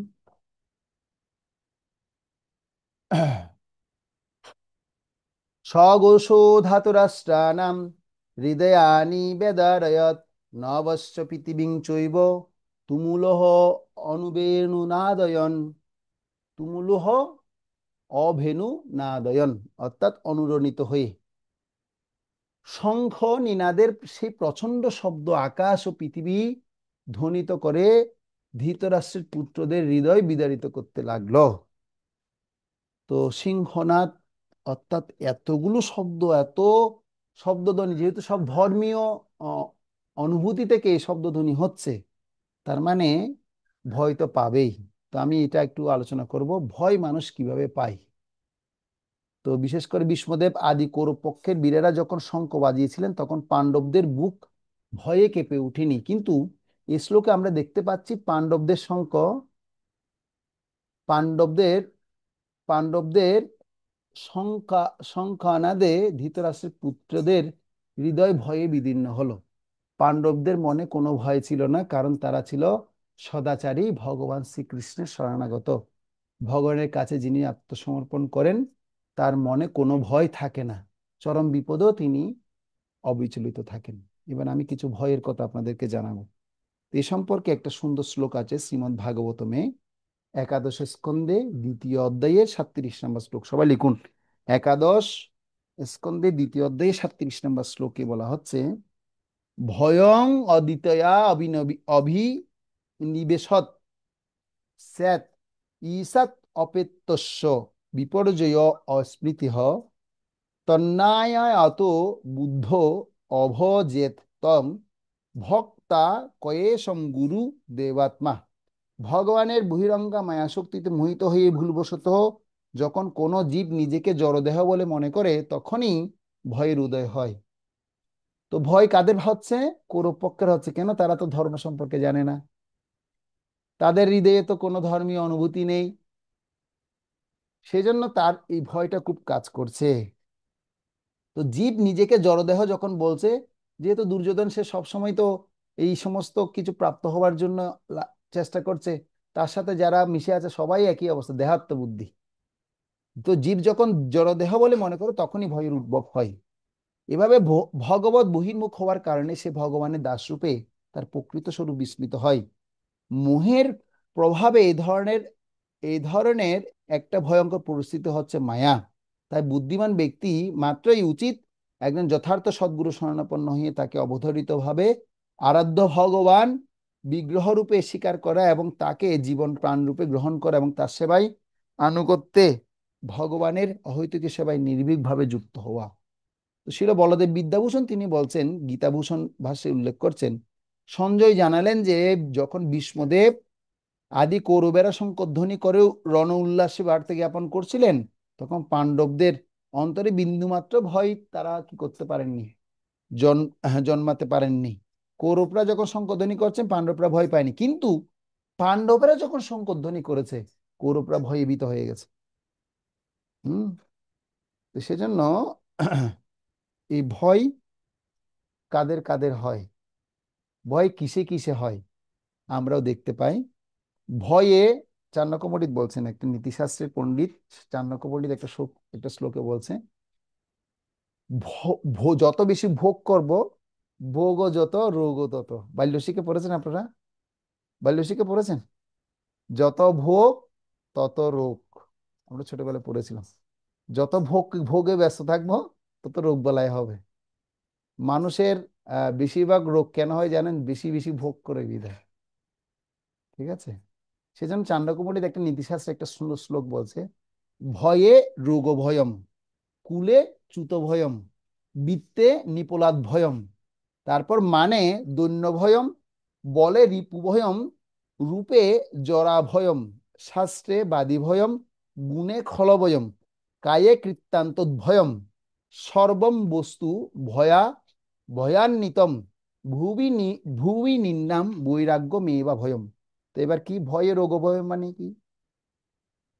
যখন আমরা ভোগে রোগ ভয় মানে কি? যত বেশি ভোগ করব, রোগ তত বেশি আমার সামনে আসবে।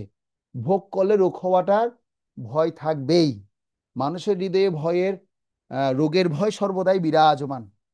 কেউ হয়তো খুব ধনবান, খ্যাতমান এবং শক্তিমান হতে পারে, কিন্তু তার যখন অসুখ হয়ে যাবে, তখন তার আর কোন রকমের সে অহংকার কিছুই দেখাতে পারবে না। কি ধনের অহংকার, কি শক্তির অহংকার। যেমন শক্তির অহংকার সম্পর্কে বলতে পারি, এক সময় মোহাম্মদ আলী নিজেকে কি বলতো? আই এম গ্রেটেস্ট বলতো। বলতো না আমি শক্তিশালী। সে এক ঘুষি দিত, সাথে সাথে সব কাঠকুত হয়ে পড়ে যেত, তার এত শক্তি ছিল। কিন্তু পরবর্তীতে তার এমন একটা রোগ হয়েছে, পার্কিনসন নামক এমন একটা রোগের দ্বারা আক্রান্ত হয়ে সে পরবর্তীতে এক কাপ চা পর্যন্ত, কফি পর্যন্ত তুলে খেতে পারেনি। তো এত বড় শক্তিশালী কি হয়ে গেছে? ভোগ করেছিল, কিন্তু রোগের দ্বারা আক্রান্ত হয়ে তার শেষ, সমস্ত কিছু ঐশ্বর্য শেষ হয়ে গেছে। সেজন্য দুরারোগ্য ব্যাধির দ্বারা আক্রান্ত হয়ে কত বড় বড় এরকম ধনী ব্যক্তি সবাই এরকম চলে যাচ্ছে না, কেউ কি রক্ষা পাচ্ছে? সেজন্য জন্ম মৃত্যু জরা ব্যাধি দুঃখ দোষানা দর্শনম, এই ব্যাধি থেকে কেউ মুক্ত হতে পারবে না। ব্যাধি আমাদেরকে সবসময় কি করবে? আক্রান্ত করে রাখবেই। এবার প্রথম হচ্ছে যে আপনার আমরা জানতে পারলাম ভোগে রোগ ভয়ম। এবার হচ্ছে কুলে চ্যুত ভয়ম। তো এরকম কুলে চ্যুত ভয়ম কি? সন্তান না হওয়া বা সন্তান না হলে, সন্তান হলে যদি যদি মনে করেন কারো সন্তান হয়নি, তো তার কুল নিয়ে সে কত চিন্তিত থাকে, সে ব্যক্তিগতভাবে উপলব্ধি অনেকেরই আছে। আমরা দেখতে পাচ্ছি, অনেকেই দেখি, অনেক ভক্ত তারা কান্নাকাটি করে, আমাদের একটা সন্তান হচ্ছে না, কেন? আরে আমার কুলটা কে দেখবে? আবার অনেকের ভয় কি, যেমন আমার মার খুব ভয় ছিল, আরে আমাদের বংশটা আর রাখবে কে? দুইটা ছেলেই কি হয়ে গেল, সাধু হয়ে গেল, দুইটা ছেলেই ব্রহ্মচারী হয়ে গেল, আর এই বংশে প্রদীপ জ্বালাবে কে? ঠিক আছে, তখন কি হয়েছে? কুলে চ্যুত ভয় মানে সন্তান হলো হারানোর ভয়, ইসকন নিয়ে গেছে, কৃষ্ণ মহানাময় নিয়ে গেছে এই সন্তানকে। কে কে দেখবে এত সম্পত্তি, কে দেখবে বাবা? আর আজকে মা কোথায় চলে গেল, বাবা কোথায় চলে গেল, এই ভয় এখন কি করছে। তো এরকম অনেকেরই আছে যারা কি সন্তান হারানোর ভয়, অনেকে হারিয়ে যায় জন্ম হওয়ার পরেই, সাথে সাথে মৃত্যুবরণ হয়। আমি শুনেছি আমার মার কাছ থেকে, আমার ইমিডিয়েট একটা ভাই পানিতে পড়ে মারা গেছে, সেজন্য সে কত কষ্ট পেয়েছে, বলছে সেজন্য তোকে আমি হারিয়ে পেয়েছি, আমার প্রতি আসক্তিটা অনেক বেশি, তোকে আমি হারিয়ে পেয়েছি। সেজন্য আমাকে ছোটবেলায় সবাই ডাকতো হারাধন। আমাকে একজন প্রভু এখন ডাক্তার বলছে, সেজন্য আপনার নাম দিয়েছে হারাধন, মানে হারিয়ে পেয়েছে সেজন্য। মানে কি হবে, মানে আপনার ভয় হচ্ছে কি, সন্তান থাকলেও সন্তান হারিয়ে যেতে পারে, তার ভয়। তো কুলে চুত ভয়ম। এরপর বলা হচ্ছে, তো এই দৃষ্টান্ত আবার নিজেরটা দিয়ে দিয়ে দিলাম, কিন্তু ভাগবতমের দৃষ্টান্ত দেওয়াটা খুব দরকার। যে মহারাজ চিত্রকেতু, তিনি, তার কত হাজার হাজার কি ছিল, পত্নী ছিল, কিন্তু একটা সন্তান তাকে দিতে পারেনি। পরবর্তীতে তিনি তপস্যা করেছেন, অনেক প্রার্থনা করেছেন। তখন অঙ্গিরা ঋষি চিন্তা করলো, অঙ্গিরা ঋষি চিন্তা করে বলছে যে আসলে এ এত তপস্যা করছে, এত প্রার্থনা করছে একটা সন্তানের জন্য, এত করে চাইছে, চলো একটা গিয়ে ওকে সন্তান দিই, সন্তানের মজা সে বুঝুক। তারপর চিত্রকেতু রাজা তারপর কি করলেন, একটা সন্তান তাকে কি করলেন, একা তাকে যজ্ঞ থেকে একটা পুত্র সন্তান তাদেরকে দিলেন। এবং সেই পুত্র সন্তানটা প্রথম স্ত্রীর গর্ভে উৎপন্ন হয়েছে। এখন তার এত আর অন্যান্য শত শত স্ত্রীরা তার ঈর্ষান্বিত হয়ে গেছে। আরে এখন রাজা দেখছি ওই প্রথম স্ত্রীকেই ভালোবাসছে, খেতেই সেই স্ত্রীর কথা, ঘুমাতে গেলে সেই স্ত্রীর কথা, বসতে গেলে সেই স্ত্রী। তো এখন আমরা কি করলাম? তার একমাত্র কারণটা কি, এই সন্তানটা আমাদের একমাত্র ভালোবাসার কি কারণ, ভালোবাসা কেড়ে নেওয়ার কারণ। এই সন্তানকে বাঁচিয়ে রাখবো না, তখন খাবারের সাথে বিষ মিশিয়ে সে সন্তানকে মেরে দিয়েছে। আর সে সন্তান যখন মারা গেছে, মারা যাওয়ার পর এবার চিত্রকেতু রাজা তো এখন অত্যন্ত দুঃখ, বলছে তখন মুনিবরকে প্রার্থনা করছে, হে মুনিবর, হে ঋষি, কেন আমাকে সন্তান দিলেন, সন্তান দিয়েও বা কেন নিয়ে গেলেন? তখন আবার অঙ্গিরা ঋষি আসছে, এসে বলছে, বলছে রাজামশাই, আমি তো তোমাকে বললাম এই সন্তান যখন তুমি প্রাপ্ত হবে, এ ছেলের নাম রেখেছি আমি হর্ষ শোক। তুমি যেরকম আনন্দ পাবে, সেরকম শোকও তুমি অনুভব করবে। তো এখন সে ছেলে তুমি কি হয়েছে, হারিয়ে ফেলেছে, এত শোক করছো, আচ্ছা দাঁড়াও দেখি তোমার সে চুল, সে সন্তানকে আমি আবার কি করেছি, প্রাণ ফিরিয়ে দিয়েছি, সেই সন্তান কি বলে শোনো। তখন সন্তানকে যখন জীবন ফিরিয়ে দেয়, বলছে পুত্র তুমি আমাকে ছেড়ে কোথায় গেলে? বলছে কে পুত্র? তুমি আমার পুত্র? কোন জন্মের পুত্র? এই জন্মের পুত্র? না কত জন্মে তুমি কি হয়ে গেছো, কোন কোন কত কোটি কোটি জন্ম আমি পুত্র পিতা প্রাপ্ত হয়েছি, তুমি কোন জন্মের আমার পিতা, বলো। তখন চিত্রকেতু রাজার কি হলো, হাই হাই, আমি কি চিন্তা করছি, তার মানে আমি দেহাত্ম বুদ্ধির জন্য চিন্তা করছি, সেজন্য কুলে চ্যুত ভয়ম। তারপর বলা হচ্ছে ভিত্তে, বিত্তে মানে সম্পদশালী, আপনি যত সম্পদ থাকবে, সম্পদে কি হবে, নিপলাদ ভয়ম মানে সম্পদশালী ব্যক্তিরা সবসময় সম্পদ হারানোর ভয় থাকে। কে আমার কোন কোম্পানিটা থেকে আবার দখল করে নিচ্ছে, কোম্পানি কত কি কি হচ্ছে, লস হচ্ছে, এরকম অনেক কি আছে, দৃষ্টান্ত আছে। আমি একটা প্র্যাকটিক্যাল দৃষ্টান্তের কথা বলি। আমি একবার একটা কোটিপতির একটা টিউশন করতাম। তো তিনি রাত্রিবেলা ঘুমাতে পারতেন না, কেন? তার এত সম্পদ, কে কোন দিকে জাহাজ চুরি করে নিয়ে যাবে, কে কোন দিকে বিজনেস থেকে টাকা মেরে দিবে, কোন দিকে গাড়ি একটা চুরি করে নিয়ে যাবে, সে সবসময় মানে ভয়ে থাকতো। আর সেই ভাবিটা আমার কাছে আসতো, এসে বলছে, স্যার স্যার আপনাকে আমি ফেরেস্তার মতো জানি, আপনি একটু এমন একটা মন্ত্র আমাকে দিন, যেন আমার স্বামীটা যেন একটু সুন্দর মতো ঘুমাতে পারে, সে যেন এত ভয়ে যেন না থাকে। তখন আমি বললাম, এটা তো স্বাভাবিক, সম্পত্তি বৃত্ত যদি থাকে, বৃত্ত তো বৃত্ত হারানো ভয় তো থাকবে, সেজন্য যার সম্পত্তি আছে সে হারানো ভয় তার থাকে। সেজন্য বৃত্তে কি ভয়ম, নিপলাদ ভয়ম। এরপর হচ্ছে বলে রিপু ভয়ম, মানে কি, বলশালী ব্যক্তিদের শত্রু বৃদ্ধি এবং শত্রু কর্তৃক আক্রমণে ভয় তার থাকে। আপনারা আমরা মনে করতে পারি না যে আমি অনেক বলশালী হয়ে গেছি, কিন্তু যে আপনার থেকে আরেকটু বলশালী থাকবে, বলশালী শুধু এই বলে, শক্তি বলে তাই না, বিজ্ঞানের দিক দিয়েও বলশালী হওয়া যায়। যেমন আপনি পড়াশোনা জানেন, কিন্তু পড়াশোনা জানলে কি হবে, আপনি জেনে একটা বিশাল ক্ষেত্রে বিরাজ করছেন, খুব নেতৃত্ব দিচ্ছেন, এখন দেখা যাচ্ছে কি আপনার থেকে আরেকটা ট্যালেন্ট ব্যক্তি আপনার সামনে চলে আসছে, সবাই ভয় লাগে না? লাগে কি লাগে না? লাগে। তো ঠিক তেমনি এরকম আমরা বল যদি রাখতে চাই বল রাখতে পারি না। আমাদের রূপ কিন্তু অতদিন থাকে না, থাকবে না। এই রূপ অতদিন থাকবে না। সুন্দর এবং সুন্দরী ব্যক্তিদের অবশ্যই কি হয়ে যায়, বৃদ্ধ অবস্থায় আমরা প্রাপ্ত হয়ে যাই। জন্ম মৃত্যু জরা ব্যাধি, জরা মানে বার্ধক্য আসবেই। এরকম সুন্দর আর থাকবো না, বার্ধক্য এসে আমাদের সব কেড়ে নিবে। ঠিক আছে। এবার বলছে শাস্ত্রে বাদী ভয়ম।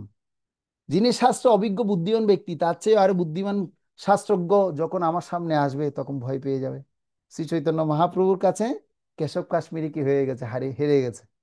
আরে বাবা, কি ছোট্ট ছেলে আমাকে হারিয়ে দিল, শেষ। আমি তো দিগ্বিজয়ী পণ্ডিত ছিলাম আর আমাকে হারিয়ে দিল। তো সেজন্য যারা অনেক বেশি শাস্ত্রে দক্ষ অভিজ্ঞ বুদ্ধিমান ব্যক্তি হলো, বুদ্ধিমান ব্যক্তিরা কি হবে, এই শাস্ত্রে আহ, তার চেয়ে যে অভিজ্ঞ তাকে দেখলে ভয় পাবে। অনেক সময় আমরা দেখি না, আমি শাস্ত্র নিপুণ এখন ক্লাস দিচ্ছি, এখন আমার থেকে অনেক অভিজ্ঞ এখন এখানে একজন বিশাল মহান ভক্ত এসে এখন ক্লাস দিচ্ছে। আরে বাবা, কি পাণ্ডিত্য! সকল আমি ক্লাস দিলাম আর এখন প্রভুর পাণ্ডিত্য থেকে আর মহান বিশাল। সেজন্য শাস্ত্রে কি ভয়ম, বাদী ভয়ম, বাদী ভয় থাকবে। আর গুণে খলবয়ম মানে কি, গুণী ব্যক্তিদের সর্বদা ঈর্ষান্বিত এবং নিন্দুকদের থেকে ভয় থাকে। গুণী ব্যক্তিরা সবসময় ভয় থাকে, আরে কে এসে আমার নিন্দা করে দিবে। যেমন কৃষ্ণের এত গুণ, আর নিন্দা করছে কে, বলুন তো? কে নিন্দা করছে? যার গলা কেটে দিয়েছে শিশুপাল, শুধু নিন্দা করে যাচ্ছে করে যাচ্ছে। আরে বাবা, কৃষ্ণের এত গুণ সে দেখতে পাচ্ছে না? কিন্তু যাদের এরকম অনেক বেশি গুণ থাকে, গুণের যদি কেউ একজন নিন্দা করে তাকে মনে হচ্ছে কি, গলাটা কেটেই দিই। কৃষ্ণ একদম গলাটা কেটেই দিয়েছে, কাকে, শিশুপালকে কেটে দিয়েছে না? তো আমরাও ঠিক তেমনি কি চাই, আমার গুণ যেন সবাই গায়। হুম, আমার গুণ যেন সবাই গায়। আর সেজন্য নুনও খাওয়াতে চাই। গুণ গাওয়ার জন্য পকেট থেকে খরচা করে করে মানুষকে পোষানোর জন্য চেষ্টা করি আমরা, তাই না? লালন পালন করি যেন সেই জন্য আমাকে একটু ভালো বলুক। হ্যাঁ, আমি মাতাজিটা যেন একটু ভালো, আমি প্রভুটা যেন একটু ভালো। এই জন্য কি করতে চাই, আমরা নিজেদের পকেট থেকে টাকা পয়সা খরচা করেও কি করি, অনেক সময় মন্দিরে বৈষ্ণব সেবা দিই। আরে প্রভুটা বৈষ্ণব সেবা দিয়েছে, কেন? আমার গুণটা যেন একটু বিস্তার লাভ যেন করে। এরকম অনেক ভক্ত আছে, আমি দেখতে পাই আমরা। আরে প্রভু জানেন এই এই এই বিষয়টা আমি করেছি, আমি নিজে বানিয়েছি, আমি তৈরি করেছি। আচ্ছা। তো এই জন্য গুণ যাদের থাকবে তাদের কি ভয়, অন্যরা ঈর্ষান্বিত করবে বা নিন্দা করবে, এই নিন্দার ভয় থাকে। এবার হচ্ছে লাস্ট হচ্ছে কায়ে কৃত্তান্ত ভয়, মানে জগতের সকলেরই মৃত্যু হবে, সেই মৃত্যুর ভয়ে ভীত থাকাটা হচ্ছে সবচেয়ে গুরুত্বপূর্ণ। মৃত্যুর কথা চিন্তা করি না। যুধিষ্ঠির মহারাজ যখন কি করছে, যখন তারা বনে গিয়েছিল অজ্ঞাতবাস থাকার সময় তখন কি হয়েছে, অত্যন্ত পিপাসা কাতর হয়ে গিয়েছিল। তখন একটা যক্ষের কাছে গিয়ে তারা পড়েছে, মানে জলের পুষ্করিণীতে জল পান করতে গেছে, সেখানে তার পঞ্চ ভাইদের মধ্যে 4 ভাই মারা গেছে ইতিমধ্যে। শেষ হচ্ছে যুধিষ্ঠির মহারাজ। যুধিষ্ঠির মহারাজকে এখন যক্ষ প্রশ্ন করছে। যক্ষ এখন বলছে, হে দাঁড়াও, তোমার ভাইদের অবস্থা দেখে তোমারও কিন্তু মৃত্যু হবে, তুমি আমার প্রশ্নের আগে উত্তর দাও। উত্তর হচ্ছে কি, প্রশ্ন কি আগে বলুন, প্রশ্নটা বলুন। আচ্ছা বলো, পৃথিবীর সবচেয়ে আশ্চর্যজনক বস্তু কি, বিষয় কি বলো? বলছে কেন, মৃত্যু। বলছে কিভাবে ব্যাখ্যা করো? বলছে মানুষ জানে যে তার মৃত্যু হবে, তথাপি তিনি এরকম গুণ, শাস্ত্র, রূপ, মান, বিত্ত, এগুলোর দ্বারা সে লালায়িত। মৃত্যু হবে জেনেও সে কিন্তু কি নয়, সে কিন্তু সেই মৃত্যুর জন্য প্রস্তুত নয়। সেজন্য সবচেয়ে আশ্চর্যজনক বস্তু হচ্ছে মৃত্যু। বলছে হ্যাঁ, তোমার প্রশ্ন উত্তর আমি প্রসন্ন হয়েছি। তুমি কি চাও? বলছে আমার ভাইদের জীবনগুলো ফিরিয়ে দাও, আমি আর কিছু চাই না। তো এরকম আমরাও যদি আমাদের মৃত্যু, যে মুহূর্তের মধ্যে যে মৃত্যু হয়ে যাবে তার যদি নিশ্চয়তা যদি আমি সবসময় চিন্তায় রাখতে পারি, always remaining Krishna, never forget Krishna, এই মৃত্যুর সময় যদি আমি কৃষ্ণ চিন্তায় করে দেহত্যাগ করতে পারি, তাহলে আমার এই কোনো রকমের ভয় আমার থাকবে না। কিন্তু এই যে কৌরব পক্ষের ভয় কেন, এই কৌরবদের ভয় হচ্ছে কারণ হচ্ছে তারা দেহাত্ম বুদ্ধি নিয়ে আছে, এরকম বৃত্ত হারিয়ে ফেলবে, ঐশ্বর্য হারিয়ে ফেলবে, এই ভয়ে তারা ভয়ান্বিত বিদায় তারা এরকম ভয়ে বিধ্বস্ত ছিল। কিন্তু পাণ্ডবরা ছিল না, যেহেতু তারা ধর্মপক্ষ ছিল। তো আজকের আলোচনা একটু পর্যন্ত, এই ভয়ের কথা আলোচনা করলাম। আগামী ক্লাসে আমরা 20 নম্বর শ্লোক থেকে পাবো। তো এই মৃত্যুর ভয় থেকে মুক্ত হতে গেলে অবশ্যই আমাদের কৃষ্ণের কথা স্মরণ করতে হবে। ভজ হুরে মন শ্রীনন্দ নন্দন অভয় চরণ অরবিন্দনে, দুর্লভ এই মানব জন্ম জনম সৎসঙ্গে তরহ ভব সিন্দুরে। সেজন্য হে মন, তুমি অভয়চরণ, আর যিনি অভয়চরণ কে? কৃষ্ণ। অভয়চরণ কৃষ্ণের ভজনা করো এবং দুর্লভ মানব জীবনের সদুপযোগ করে এই ভবসাগর পার হয়ে ভগবত ধামে ফিরে যাও। হরে কৃষ্ণ কৃষ্ণ কৃষ্ণ হরে হরে, হরে রাম রাম রাম হরে হরে। জয় শিল প্রভুপাদ কি জয়, সমবেত গৌর ভক্তবৃন্দ কি জয়, নিতাই গৌর প্রেমানন্দে হরি হরি বল। ধন্যবাদ সকলকে মহাভারতের কাহিনী শোনার জন্য, চরিত্রগুলো শোনার জন্য। আগামী ক্লাস থেকে আমরা 20 নম্বর শ্লোক থেকে পড়বো, 20 নম্বর শ্লোক। কারো কোনো প্রশ্ন বা জানার থাকলে একটা দুটো প্রশ্ন করতে পারেন, কেননা আমাদের এখন আরেকটা ভক্তিশাস্ত্রী ব্যাচের পরীক্ষা শুরু হবে। হরে কৃষ্ণ। কারো কোনো প্রশ্ন আছে? হ্যাঁ, গোবিন্দ বিশ্বেশ্বর প্রভু বলুন। প্রভু হরিশ প্রভু। হ্যাঁ প্রভু এখানে যে বলেছিলেন প্রভু যে এই যে নর নারায়ণ ঋষি থেকে ভগবানের অবতার, হ্যাঁ হ্যাঁ। ওই এই বিষয়টা একটু নর ক্লিয়ার করলে মানে, মানে হ্যাঁ, নর মানে অর্জুনকে বর্ণনা করা হচ্ছে, হ্যাঁ নারায়ণ হ্যাঁ মানে হ্যাঁ হ্যাঁ। ভগবান কৃষ্ণের কথা বর্ণনা করা হচ্ছে। আরো ডিটেলস আছে প্রভু, আমি আপনাকে নেক্সট ক্লাসে আলোচনা করবো এই বিষয়ে আরো, ঠিক আছে? আজকে এক পরীক্ষা শুরু হবে, ঠিক আছে, সেজন্য আর কিছু বলছি, একটু ডিটেলস আছে আরেকটু। ঠিক আছে। ওকে। হ্যাঁ, সন্তুষ্ট প্রভু বলুন।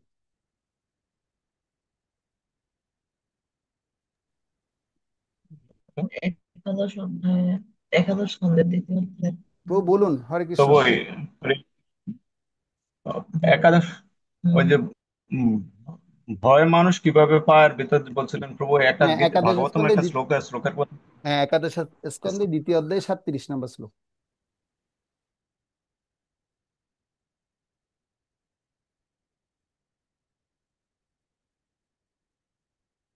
ঠিক আছে, ওকে। এবার অন্তরঙ্গ প্রভু আপনার প্রশ্ন বলুন। সাধু, হয়তো এটাই। আমার প্রশ্ন হরে জানার ছিল কৃষ্ণ। যে প্রতি অধ্যায়ে কি অ্যাসাইনমেন্ট থাকবে, না না, আমার এটা জানা। প্রত্যেক আমি যেটা যেটা দিব সেটা সেটা করতে হবে, ঠিক আছে? আর যদি আপনার মুক্তিশাস্ত্রী কোর্সের যে সিলেবাস আছে, সেই সিলেবাসে যদি সব অ্যাসাইনমেন্ট যদি আপনার করতে পারেন, আপনার মহান ভক্তে পরিণত হবে। কিন্তু আমার দুঃখের বিষয় হচ্ছে যে মানে 2টা অ্যাসাইনমেন্ট দিতে আপনাদের অনেক কষ্ট হবে, এটা কিন্তু বাস্তব। আমি অনেক ভক্তকে অনেক করে বলে অ্যাসাইনমেন্ট নিতে হয়, তো যারা করছে, আগের ব্যাচে যারা করছে তারা জানে, সেটা অনুভব করেছে। কিন্তু আপনারা তাই করবেন না, পারলে যদি সব অ্যাসাইনমেন্ট লিখতে পারেন আরো ভালো, বেশি বেশি নাম্বার আপনাদেরকে দিব, ঠিক আছে লিখতে বাবু, পারলে হরে বেশি বেশি নাম্বার কৃষ্ণ। দিব। ঠিক আছে, হরে কৃষ্ণ। ওকে, ধন্যবাদ সকলকে। জয় শিল প্রপাত কি জয়, সর্বত গৌর ভক্তবৃন্দ কি